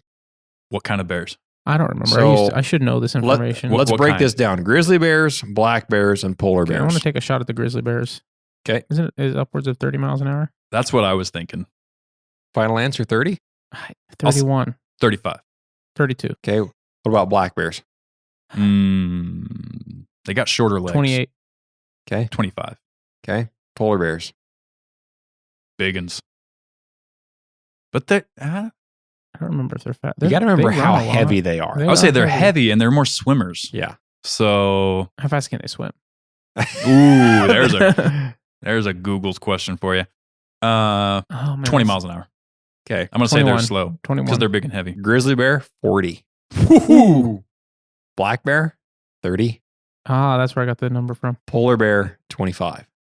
I was closer to I 21. was 5 off on every single one. Yeah. You were consistently just nice. below. It's like, oh, you're so close. Oh, you're so close. Well, And I knew that would just trend lower and lower. Right. But yeah, so But I was right. The polar bear was the slowest. the difference about I mean, I saw that one coming. let's see here. That there was a spot here where they're comparing bear running speeds to other, like people. Like Right, for yeah. instance, the famous Olympian Usain Bolt. Yes. I think his top speed in a race, let's see here. They had it listed. It was 20. Oh boy. 27.3 miles an hour. That was his top speed ever. Are you serious? And he averaged 23.4. Nice. So he cannot legally run as fast as he can in the school zone. Oh my! So on the tangent of polar well bears put. Well swimming, Okay. I looked some polar bear swimming stuff up. So they can swim up to like 6.2 miles per hour. It's Yeah. pretty decent. And the For how big of an animal that is. That's pretty decent. So Faster than I can swim. they're regularly recorded as to swimming over 30 miles at a time. Yeah. And in one Wow. case, 220 miles. Oh my. Whoa. Well, there's a reason they're considered marine mammals. I mean, it's Wow. Yeah. I mean, they're not in that Protection Act for nothing. Like they. So the top speed for a racehorse is 49 miles per hour. The speed record has been set by the Triple Crown winner Secretariat in 1973. Okay. That was a thoroughbred horse. Mm-hmm. But this is what's interesting about bears. So scroll back up here. The grizzly bear, or brown bear, as it says. Now, it doesn't distinguish. I'm sure a coastal brown bear is not going 40 miles an hour. A 1,200-pound brown bear, For about half a second, maybe. it, I don't know. it ain't sustaining 40 miles an No, hour. not sustained. It says, no. is the fastest bear in the world and can achieve top speed of 40 miles an hour, which means it can cover about 20 yards in a single second. That's yeah. Their difference, however, is that they can run fast, if not at top speed, for longer than a few hundred meters. Grizzlies are powerful beasts and, as evidenced by a report, have considerable endurance. This is from someone inside Yellowstone National Park. Covering 2 miles at from 25 to 28 miles per hour proves a stamina that would certainly try the best of horses. 2 miles between 25 and 28 miles an hour. Wow. I've hunted some grizzly bears out in the mountains Mm-hmm. and watched them catch my wind. Mm-hmm. It wasn't a bear that I was going to go try to kill, but I saw one. Right. The wind was bad. It caught my scent. This one particular one I'm thinking of was actually where I took your dad, Mariah. Okay. The following year, I was back in that spot. And I watched a grizzly bear go from just about the valley floor to a dead run straight up the side of the mountain, like shale slopes, sheep country type of stuff, straight up. And I'm talking like straight up. Yeah. He was having a hard time just getting his balance, like throwing rocks. hands over his head, just plowing rocks down the hill. I mean, it sounded like a landslide because it was. Right. And without stopping, complete dead run, moving as fast as he could, all the way up the mountain and all the other side. Mm-hmm. Just gone that Yeah. fast. Yeah. It would have taken me probably an hour to climb that Yeah. with my pack on. Yep. Crazy. They are so Have you seen that video strong. of the there's a really good video. I think they play it down there at the visitor center in Denali, if Okay. anybody's ever visiting there this summer, but it's a video of a grizzly bear chasing down a caribou. Oh, And it really? literally wins out the caribou. Oh, I mean, yeah. it just I'm sure. through water, through It's- everything. Yeah, it's the And endurance it's, of oh them. man, it's They are all muscle. yeah. It's Well, crazy to think about. and Like looking at them, they look Yeah. fat and sloppy Yeah. and kind of just. But oh, man, But you think about it, caribou, moose, sheep, deer, they've got muscles in their legs down to their shank, mm-hmm. but it gets progressively thinner and thinner and less and less muscle. And the bottom of that shank is all just tendons and connective tissue. Mm-hmm. You look at a bear's arm, Yeah. And I say arm because it looks like an arm when it's skinned out. You take the skin off a bear. It looks surprisingly human-like. Yeah. It's kind of weird. Yep. But there's meat and muscle all the way down to its wrist. And they have that articulating foot at the bottom. And so they're not just running with a shoulder muscle to propel them along. No. Yeah. Right? They're grabbing with an arm, like their forearm, and then they're continuing to propel themselves Right. with their feet as they run. That's why they throw dirt when they run. That's why they kick up dirt. Yeah. Because those paws aren't just staying flat. They're hooking back up and just ripping the ground up. And I've heard stories of bears doing that before, but bear running just over what looks like a vertical phase. Yeah. And you think, maybe it makes me think of those competitions with guys with their dune buggies or whatever, trying to race up. Yeah. There's almost impossible things. And half of them come crashing down. But what do? They get up near the top and they just spin in the tires until they get over the top, right? Yeah. That's exactly what that bear did. And you look at that and say, well, I wouldn't ever really want to try that, but I'm glad they think they can do it. Right. Yeah. Well, they have sponsorships to pay for their new rigs. Right. Exactly. So on the polar bear thing, 220 miles was one instance. This one just blows my mind. For swimming. Okay. Straight. No. This one blows that out of the water, literally. What? Polar bear swam continuously for over 9 days. The scientists were studying this bear, had a GPS collar on it, tracked it for over 2 months. But over 9 days, swimming continuously, 426 miles. Are you kidding me? No. 232 hours. For 9 days straight? Yes. Through water that was 2 to 6 degrees Celsius. You ain't getting away from that thing. No. I don't know what he was chasing. That bear will run your boat out of gas and then still get you and eat you. Whoever shot that bear's mate. Wow. He's coming for you. Wow. But, they just tracked this that bear would be for like 2 months swimming. And, That'd be like swimming from Prudhoe Bay to Live and Good. Well, if there was water if that there. was ocean. Yeah. Yeah. This was in the that's how far that is. But Crazy. That is insane. Yeah. So bears can move fast. But, and a long distance. Yeah. Here's the good news, though. Most of the time, majority of the time, they want absolutely nothing to do with you. They're trying to get away from you. They don't have a vendetta out against every person. Yeah. Everybody has this vision of whether it's cocaine bear or, like that was the biggest flop. There was a movie that came out. Oh, what was it called? It was in Canada. Cocaine bear? No, The Woods or something like that. But anyway, it's this couple goes out hiking and they're a bunch of, I don't know, they don't have a gun. So granola crunchies. Yeah. And although I do like a good granola. Anyway, this bear, like I do too. I mean, no hate on the granola by any stretch. But anyway, this bear like develops a vendetta against them and like chases them down. They camp for like 3 nights, and every night it's like on their tail, and then it gets gets one of them and chases the other one all the way to the shoreline and barely escape. Don't like a really lame movie. It's gory, I'll tell you that. But okay, does that make it worth it? No, not really. But okay. But what I'm getting at is, like you'd said, you were out hunting bears, and you saw this one, and maybe it wasn't one you were pursuing, but it caught your wind, gone. He was over a quarter mile away and caught my wind. Yeah. And I can say from personal experience, I mean, even something as low as a whistle, just something they're not familiar with, and they are gone. So if you're coming up for any activity that's going to take you out in the woods, if you're not hunting per se, where you're stalking and trying to be quiet, the best thing you can do is just make noise. Just let them know you're there. Most of the people that have hiked and gone around in Alaska and fishing and whatnot, if they haven't seen a bear, they were probably pretty close to one and just didn't know it. You were probably within 40 yards of a bear at one point. Maybe even multiple times. Exactly. And they'll just step off the trail and let you by. And the dangerous situation is, of course, sows with cubs. But even that can be mitigated.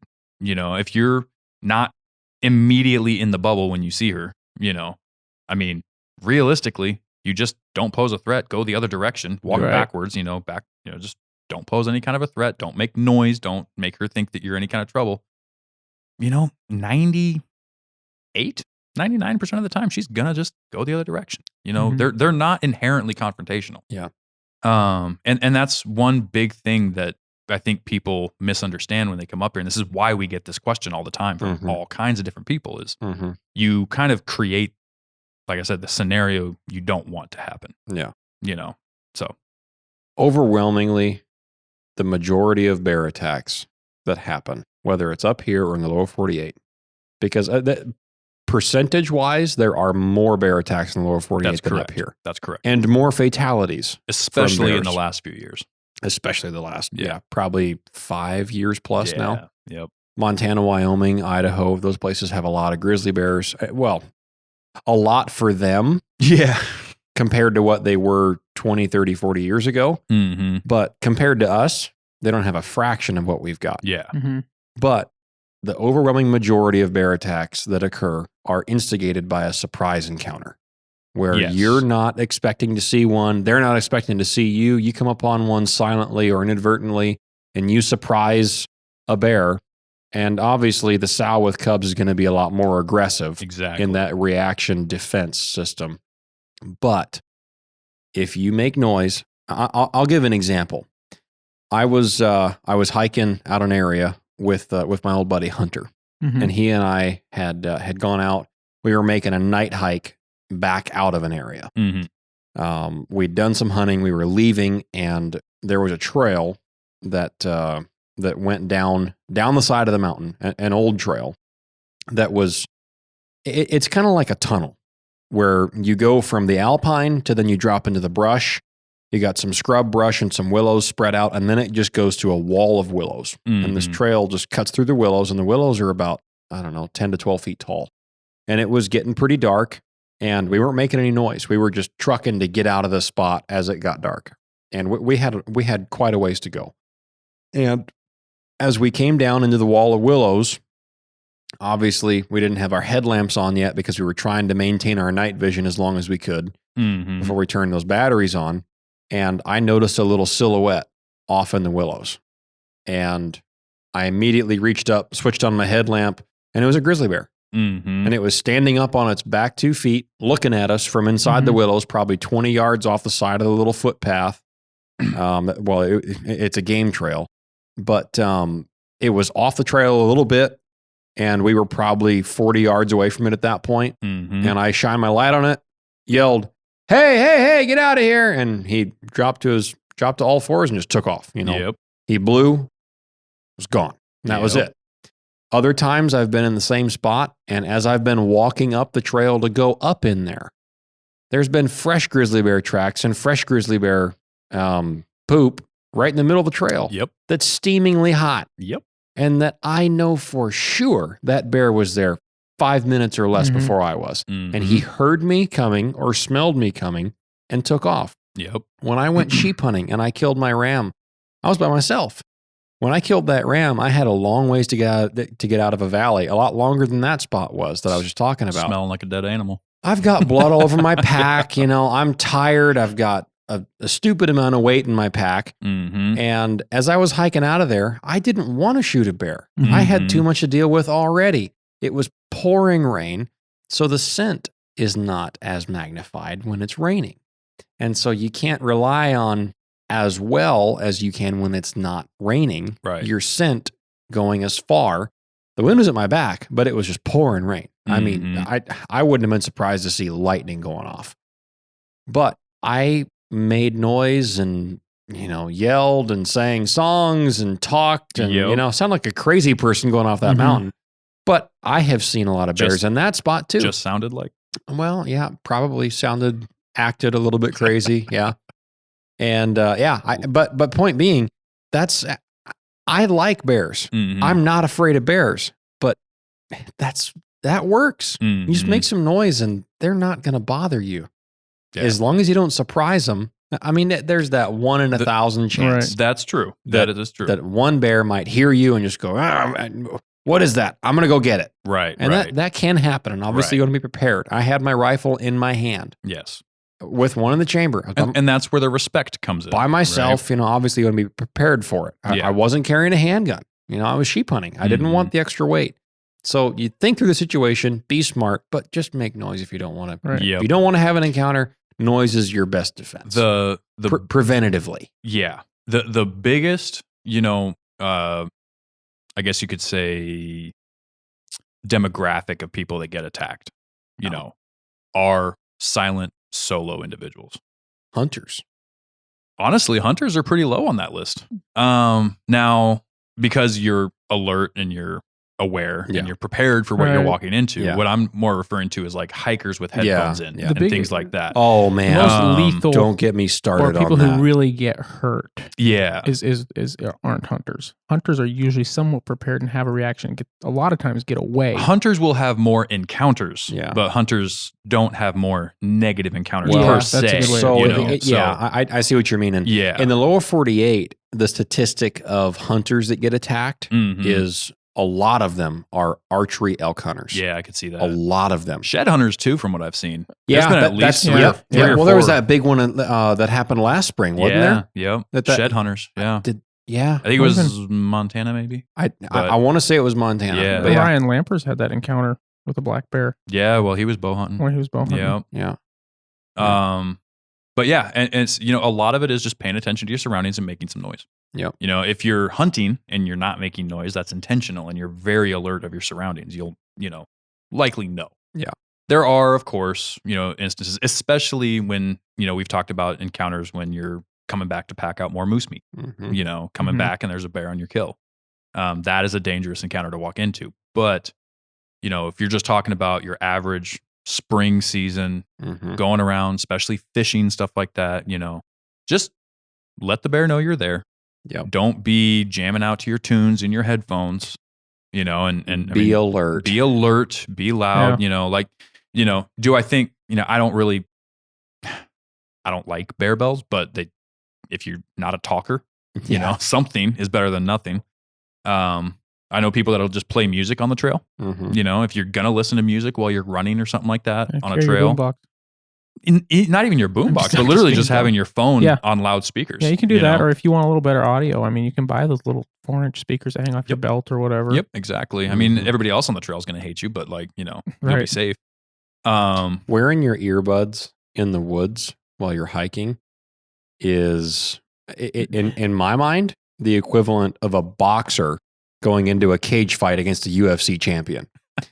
He's good at something, but he's trying to bring his world into the other guy's world. And the other guy's world is a lot more vicious. If you're wearing I thought you were headphones, going to say going into a boxing match blindfolded or something No. like that. no. Well, yeah, but yeah, sure. But the point is that you're taking your world comfort Yeah. in your life. Mhm. Obviously, I wear earbuds every day at work. Right. Oh, It's yeah, hearing same here. protection. I have noise canceling, and it's Mhm. entertainment, right? Yep. But I don't wear those hunting. Yeah. If I do, I've got one in at night while I'm Right, listening to right. an audiobook or something like that. Mm-hmm. But you don't want to be zoned out. That is that's- a recipe for disaster. Exactly. Well, and that's what creates those surprise Yes. encounters like you were talking about. Yes. So, and the other thing too, I mean, in addition to avoiding the encounters to begin with, being alert, being loud, Mhm. knowing what's around you and letting the bear know you're around, Mm-hmm. Understanding bear body language Mhm. and just like we talked about bear behavior, Right.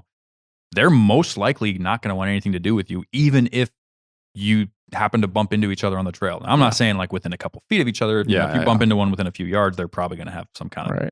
something to say about that. Yeah, they're going to have something to say. But if you're coming around a corner and it's coming around the other corner and you're 100 yards apart, chances are that's not going to turn into a negative encounter, especially if not. you Right. understand what, how the bear's acting, Yeah. understand how you should respond. Yeah.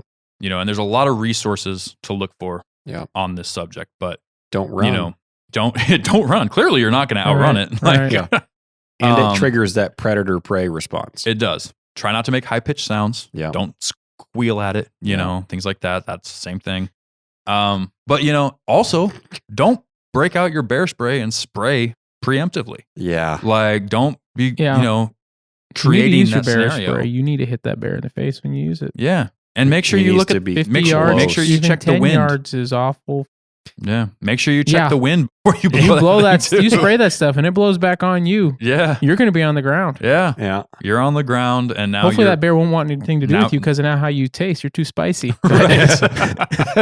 You know, one thing, and this is cool, but you know, they sell those air horns all the time for marine safety. You know, they're like the safety air horns. They're I don't remember the decibel rating, like 120 or something like that, but it's supposed to be able to be heard like a long ways away. It's loud. They're loud. Yeah. Carrying one of those is also a good thing because again, any kind of foreign sound, People are doing that more and more. Yeah, especially a loud foreign sound.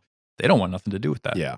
You know, It doesn't But- mean walk through the woods blowing that. no, thing. Carry a no. backpack full of air horns. And it also doesn't mean just anytime you see a bear, blow it either. That's all you know? really works Yeah. these people Only up in the if morning. it's looking like it's going to turn into an encounter. So, but you know, honestly, the calmness of mind is the biggest thing. Yeah. Not Absolutely. panicking, not creating Right. that scenario. Right. Because Absolutely. most of the time, I'm telling you, it's not going to But be the whole case. prepared thing while you're walking down the trail is a huge deal because Mhm. while I would say 99 times out of 100, when you walk around a corner and there's a bear standing there, Mm-hmm.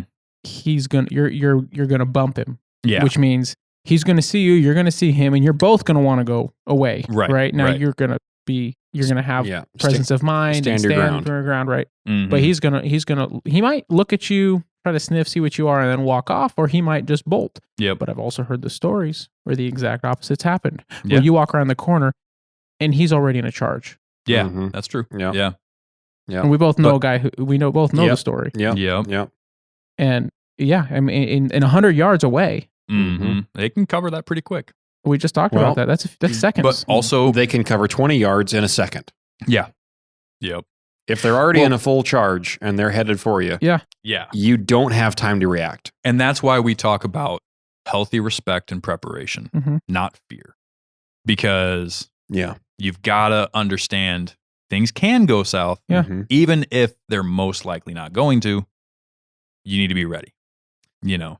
So here's one for you. hmm I came across a YouTube video Mm. that if our listeners haven't watched it already, you need to go watch it. Vortex put out a YouTube video. I believe it was earlier on this week. 9 mil versus 10 mil for bear defense. Ah.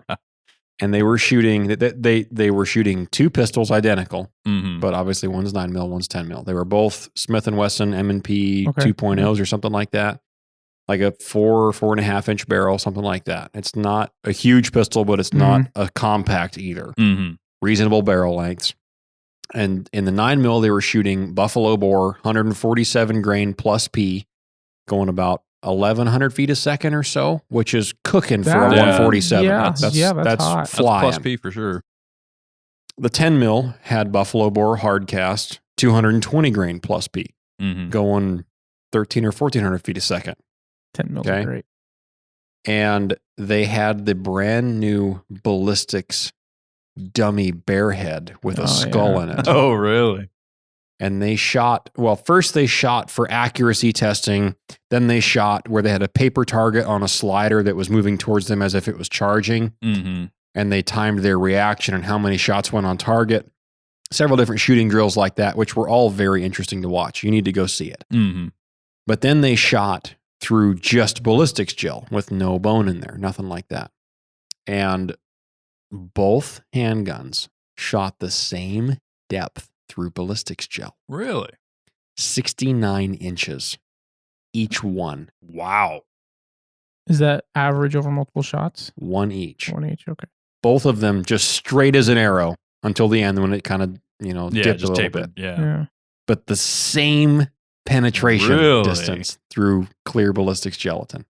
69 inches. That is insane. That's a lot of inches. They put that bear skull up there, that remake with ballistics gel hmm and a bear skull replica, Mhm. bone replica in there. And it is not a small bear skull. hmm That gel target weighs like 75 or 80 pounds. It's a Pretty- brown bear Pretty size accurate head. representation. Very well done. Yeah, very accurate. So there's another guy that did a video with that skull Kentucky Ballistics. Yeah. I haven't seen that one either. I need to go watch That one, he these. just shoots them to pieces. The Vortex guys Naturally. had 4 different of these yikes, targets. Those things are expensive. Yeah, Yeah, they I are. can't imagine how much money went into that, but it was great to see, and I'm glad they Mhm. did it. Both handguns shot straight through that bear head. Mm-hmm. Now, the 9mm did catch a few in the head, Mm-hmm.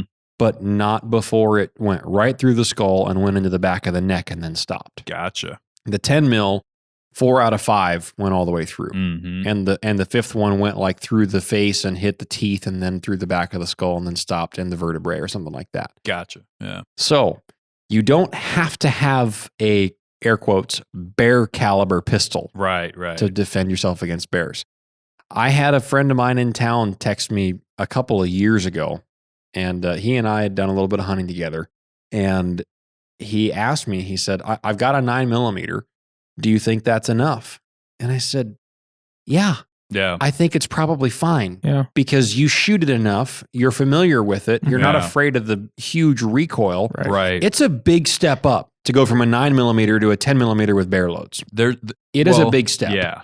And you've got to balance your thump with your accuracy. Yeah. Because it doesn't matter how much thump you got if you can't hit anything Yeah. with it. There was a study done. It would take too long to try and pull it up right now, but I was reading it and it was going through different calibers Yeah. of different bear attacks on record Mhm. and how they react and how they Mhm. fared and everything like that. Yeah. And pretty much all of the ones where the firearm, quote unquote, failed to protect them in the attack Mhm. was they missed. Yep. You know, unloading entire cylinders of a revolver and not hitting the bear once. Yep. You know, and it's like, it doesn't matter how, if you can't shoot a 454 Casull or a 444 Magnum Yeah. or, a 500 Smith & Wesson, Mhm. really way too much anyways, but, unless you like carrying Yeah. 12 pounds on your And, hip. and some guys do. 12 pounds, that's light. Some guys do. And some guys do, and no hate, Yeah. but like, and especially if you can handle it and you can practice with it. But Yeah. a big thing is have a pistol that you will reliably go Right. and at least shoot a cylinder through every once in a while and make Mhm. sure you're accurate and on target and you can, Mhm. practice drawing it at the range and Yes. firing and things like that, because it does you no good if you've never picked it up in 3 years, Right. Yeah. you know, because then you're going to get surprised in the woods. You're not going to have your muscle memory built in. Yeah. You're not going to have the training you need to react Mhm. to that situation. And having something that's accurate Yeah. Right. is a bigger deal than Those- having, and don't get me wrong, you got to do some damage too, but Yeah. like a lot of bears have been killed with a 9mm, you Yeah. know? The It's- percentage of survival is astronomically high. Yeah. If you can hit a bear with a gun Yes. of Yep. reasonable size. I would say 9mm and up, if you hit it with the right kind of bullet. Mm-hmm. Mhm. I mean, if you hit it in the head with a 9mm, it is going to be just as dead as if you shot it in the face with a 416 Remington. Mm-hmm. It is going to be just as dead. Well, and the right bullet is a big factor. That's a there. big Yes. factor. You know, a lot making of self-defense ammo. No, you don't No. want to shoot anything that's Yeah. rapid expanding, like meant for humans. Or is lightweight. not. I would fast. say Yeah. anything expanding at all. Yeah. You don't want it to deform. Yeah. You Yeah. want No, I it to agree. straight line penetrate. And that's the thing about that test is you could see not only in the clear ballistics gel was Mhm. that line straight, but even through the bear skull, most of them had very little deviation. Yeah. They just plow right through that bone. Yep. That's cool too. Yeah. And for all the Which- reloaders out there, Hammer does make a concave nose that rounded inside. Mhm. Copper 9mm, Solid. 137 grain solid, specifically for what we're talking about. Yep. Yeah. Straight Use line code the Northern penetration. Hunter at The checkout for a jackhammer. discount. Yep, exactly. Yep. You Get your discount code for it. That's where I was going to go with That's- that. Yeah. There's the link in the description of I the had show. a couple of guys message me Oh. this week that they were ordering Hammer bullets, and they said, Yeah, "Is they your get discount 10 code now. good for more than one set of bullets?" I was like, "Yeah, order as much as you want." Yeah.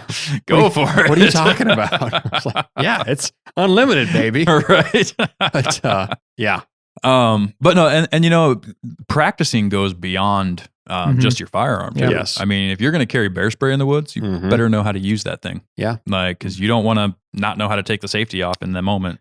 buy an extra can and practice. Yep. Know Know how- obviously downwind.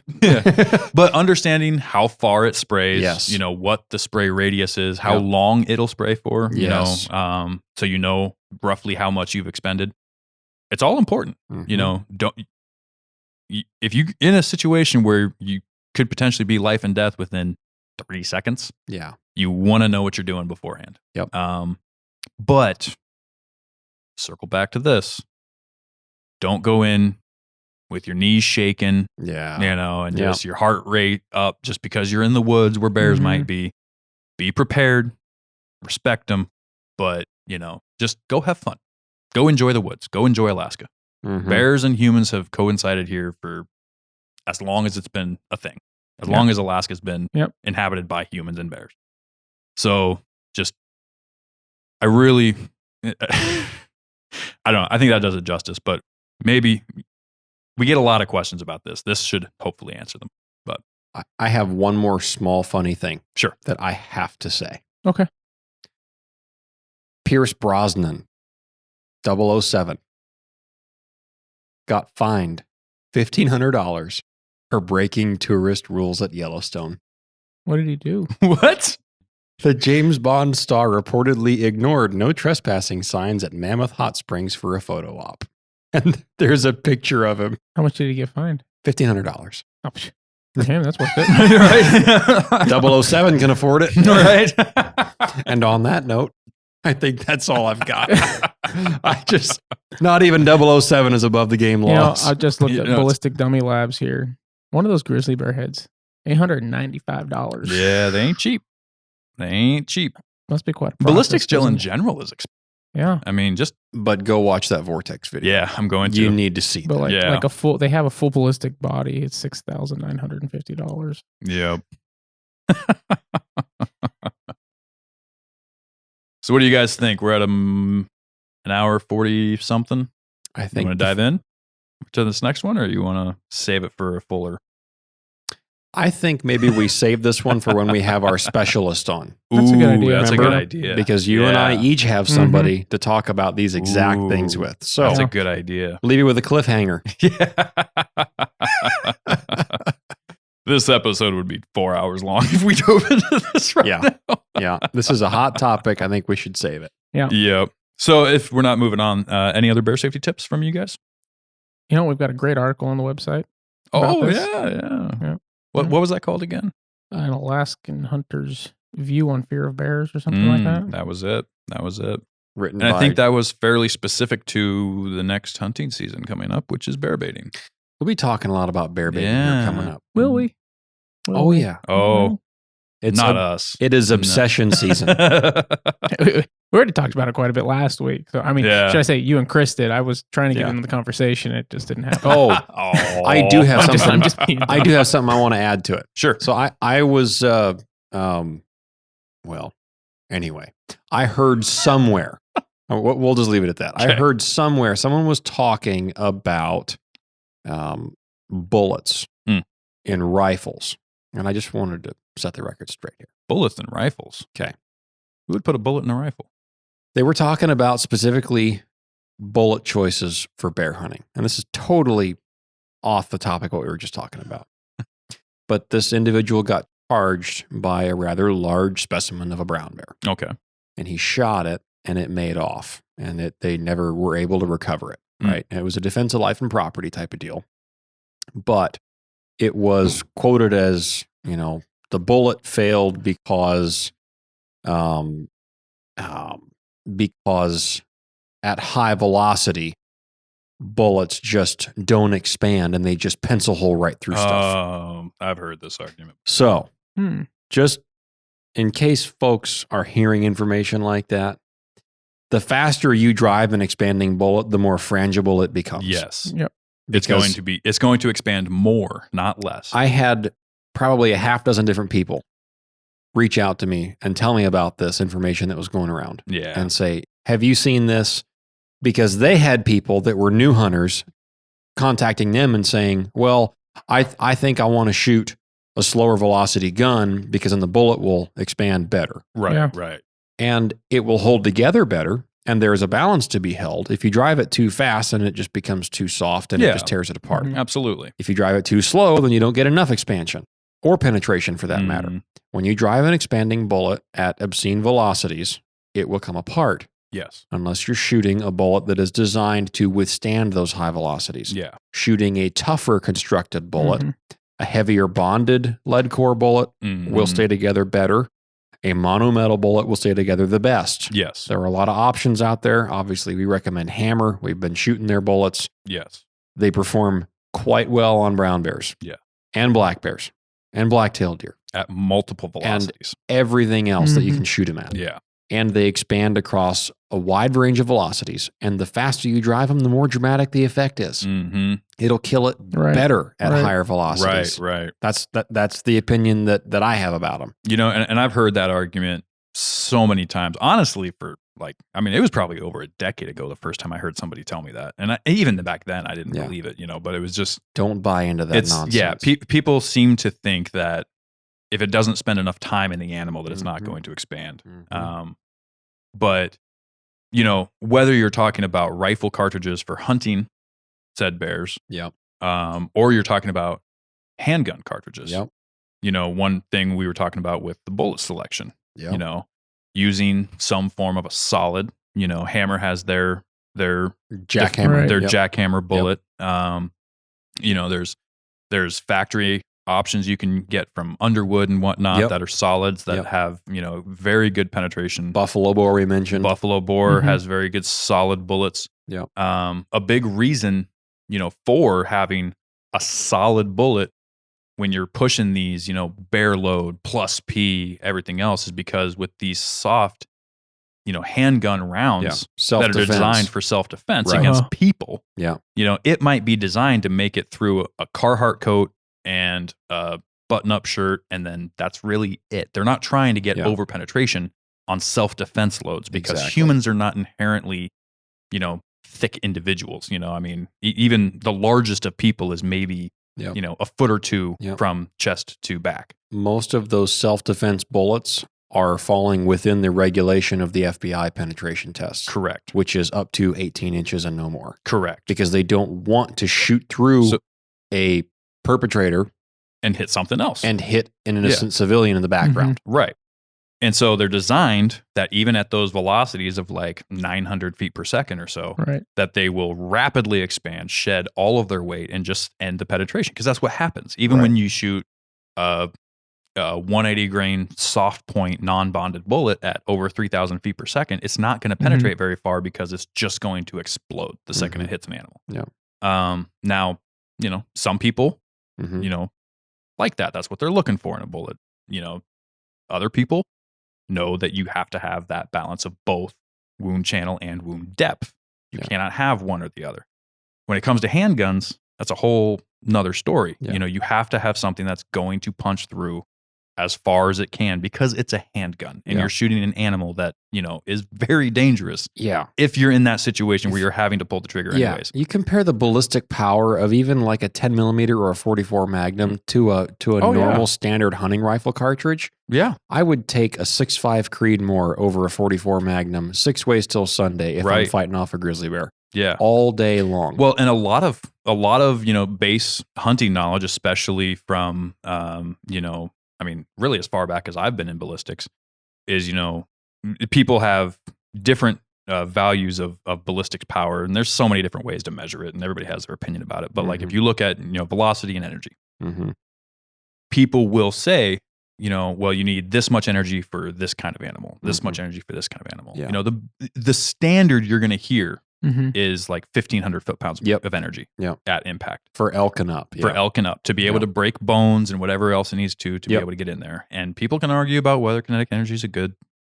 Sure. formula or not. That's Yeah. not what we're talking about right now, but that's the base value, right? A 44 Magnum, Yeah. with a hopped up load could reach that maybe. You could reach 1,500 foot per second. I've seen it on some charts from the muzzle, but you're not often shooting from, Yeah. you should hope you're not shooting a bear at the muzzle. I didn't know if that got I even believe that high. I believe the 220s are pushing that. Are they? Yeah, I believe they are. I thought- think they're in the 14s somewhere.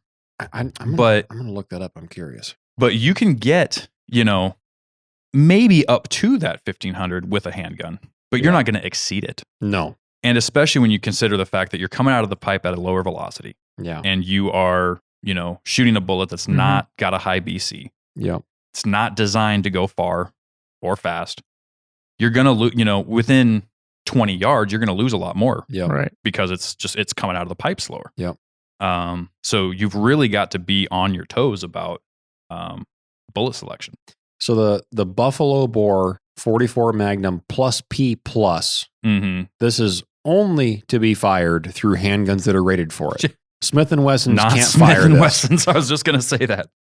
This is the 340 grain hard cast at 1,425 feet per second delivers 1,533 foot-pounds. Yeah. So your average 305 grain Right. that a Smith can handle is going to be less than that. Yep. This is at the top performance end of a 44 Magnum. Exactly. You're just barely reaching. And like you said, you have a short barrel on that pistol. Right. A lot of guys carry these 2-3 inch barrel 44s. That are called the Alaskan model, which drives me nuts. Yeah. And so you're blowing that velocity right out the end of your barrel. You are not even going to achieve that fast a velocity with that shorter barrel. Cuts it in half with those 2-inch barrels. Yeah. I was way off with my my 220 grain quote too, by the way. I'll correct myself here. I was thinking about the muzzle velocity. The velocity is 1,530 feet per second.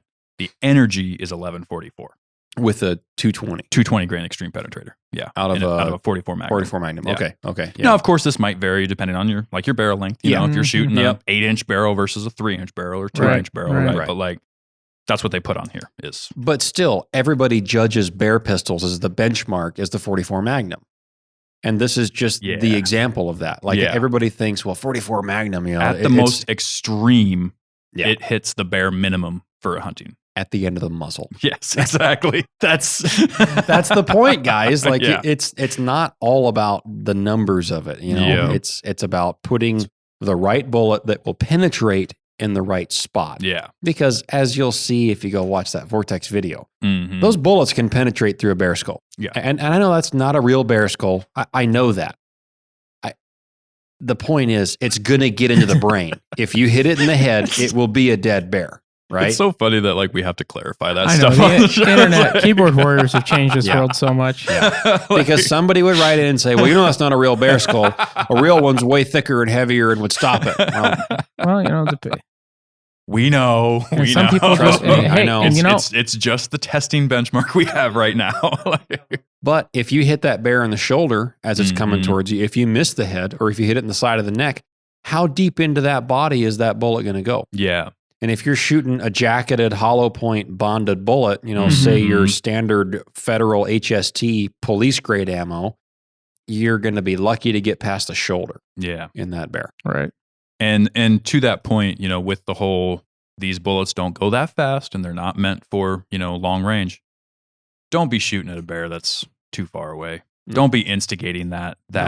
Yeah. That pistol that you have on your side is for 20 yards and 20 under. yards and under. Yeah. Yeah. That's and 20 yards, honestly, unless it's running directly. If it's standing sideways at 20 yards and you're just scared, don't start popping rounds. Leave it alone. Leave it. Yeah. Yeah. If it's coming at you, has to be posing an imminent threat. Yes. But, because that's 20 yards and under is the good key there. Yeah. One more thing I think we should touch on in this episode. Mm-hmm. I don't think we could properly end this episode without touching on this announcement from Hammer Bullets. Okay. The 6.5 Beanmore. Oh, I've heard. Yeah, I saw that. What? I saw that. Yes. I haven't seen this. I just saw that post on their Instagram. Yeah, they just posted this up 2 days ago. I've been on the road for too long. Didn't they have dies made up for it too? Yeah, you can buy dies. You can buy headstand brass. No way. On their website. Oh, this is the one he was telling us about before the last. I don't know. I'm not familiar with it. So this is the 6.5 Beanmore, which perfect name. It's this whole thing with Butterbean on YouTube, and he wouldn't shoot a 6.5 Creedmoor. And Butterbean the boxer? Yeah. Are you kidding me? No. Yeah. I need to read about this. So basically, they took a 308 Win Mag, or 308, a 308 Winchester, not Win Mag. I'm an idiot.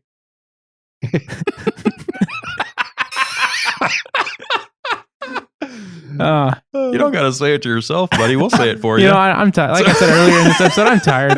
He's just having fun at this point. Now who's the crazy man? Anyhow, But anyhow, Butterbean wouldn't even shoot a 264. Okay. So they built this cartridge for Butterbean called the Beanmore, the 6.5 Beanmore, and it's a 308 neck down. It's a 308 neck down to 264 with a 36.5 shoulder. Okay. And anyhow, so I don't know what bullet they're shooting in this. Okay. But they have velocities of around 3950 shown on a chrono here. So I'm guessing they're on the lighter end of that. 3950? Yeah, and they don't. It has to be like a 80 grain bullet or something. Well, he talked probably. about He was that, talking about launching how- those super light Right, 6.5s. right. But still, you're looking at 100 to 110 going 'Cause well over 3,000. He even got, didn't he say he got the Well 80 something grain up in that range, or up in like the 34s with a Creedmoor? Something like that, yeah. Yeah, yep. But, Yeah, it was something up, way up there. You're right. but You're right about that. so, in the end, of course, you can get on, look at Hammer Bullets Instagram, Yeah. you'll see this. It's at Hammer Bullets Co. Yeah. That is And, hilarious. But yeah, I don't know if our discount code applies to those dies and brass, but to give that a try. Not the dies. Those are Hornady dies. Well, I mean, but they're selling them to you after they've ordered them. So. Oh, okay. maybe. Well. But Hey, try it and let us know. Anything you order through Hammer is applied to the discount. Yeah. anything, including like the scopes and everything that they sell. No, it's just bullets. Bullets, Just right? yeah. So that's what I'm. The So dies, the dies might be the outside. dies of may bullets. not be. Yeah, the yeah. brass Sorry. may not be. The bullets all are. Yeah. Right. But they sell some other things that they just stock and sell as well. But anyhow, yeah, the 1 in 7 twist. But That's awesome. I kind of want one of these now. The 6.5. It's a great idea. Wow. Great idea. But they did it as a joke for Butterbean. I might actually But order one. it is registered at the Queensland Police Weapons Licensing Branch in Australia. Wow. But I anyhow, love it. I love it. Well, that's quite the note. to And they end took it on. with him to Australia. Nice. That's what I love about Hammer Bullets. I gotta say, is it proves what happens when a gun nerd just gets unleashed. That's Yep. kind of what's happened here. Like, Yeah. it's awesome. All the different choices, they're just having so much fun over there playing around, and I just love watching every bit of it. We're here for the show. Exactly. I love it so much. Can you imagine picking up a piece of brass at the range and it says Beanmore on the back of it? 'Cause they've got a picture of the brass here. It says 6.5 Beanmore. It on does. It does. Wow. I was looking at it. Wow. That's amazing. Uh, Well, guys, I hope you appreciated this episode of a more random side of us, just kind of talking Yeah. about anything that came to mind. So, the basics is, springtime is here, close, almost here, hopefully, and it's going to be warming up. It's time to get out there and start doing stuff. So, just be safe while you're out there. Be safe on the road. Be safe Mhm. around bear country. Be safe, on your adventures. It's just, Alaska's an amazing place.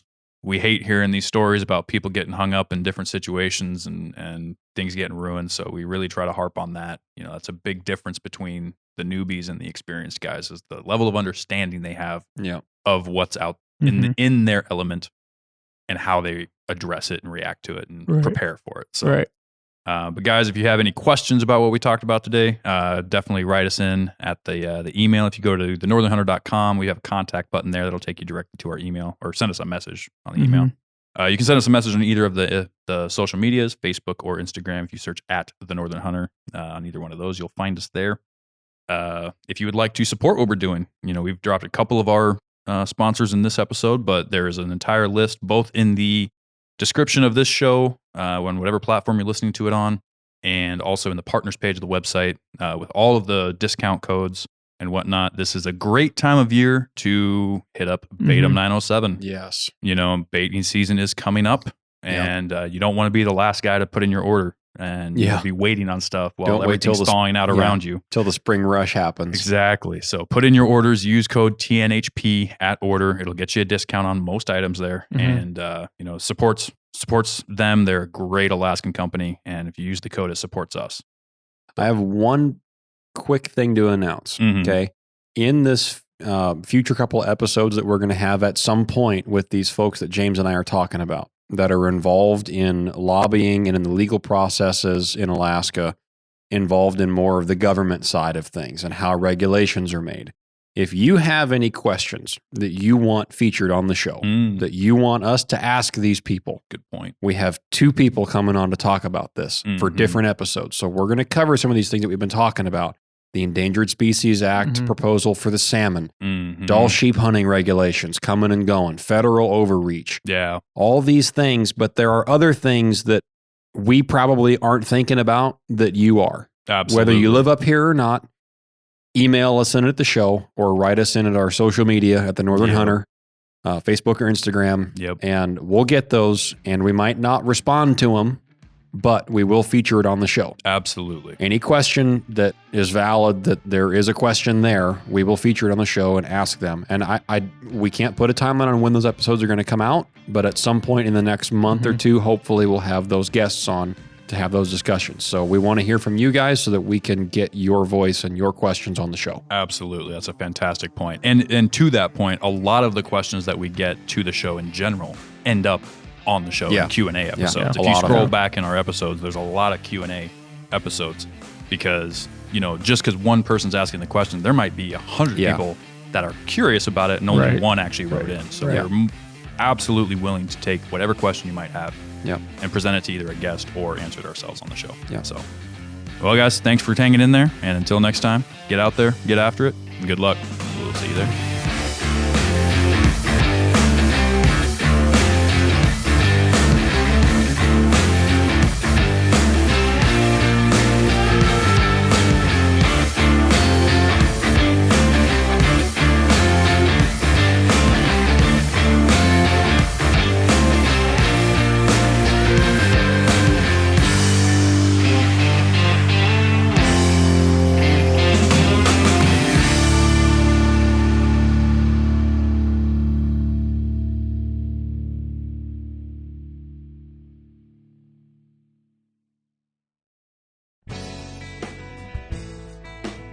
All right, folks. We all know that one of the most common mishaps in hunting is damage to your rifle scope. Last year, I found the solution to that problem with the Stealthy Hunter rifle cover. It wraps around your scope and actions securely to protect it from getting knocked off of zero or even severely damaged. Stealthy Hunter also has a glassing pad and a wide variety of supplements for the outdoorsman, such as protein powder, CBD products, turmeric, and gut health supplements. They also make a lightweight trauma kit weighing in at just 14 ounces that includes everything you need and nothing you don't for all of your backcountry medical emergencies. To shop all of their equipment and supplements, go to STEALTHYHunter.com and enter the discount code at checkout, The Northern Hunter, to save on your order today. All Stealthy Hunter equipment is proudly made in the USA.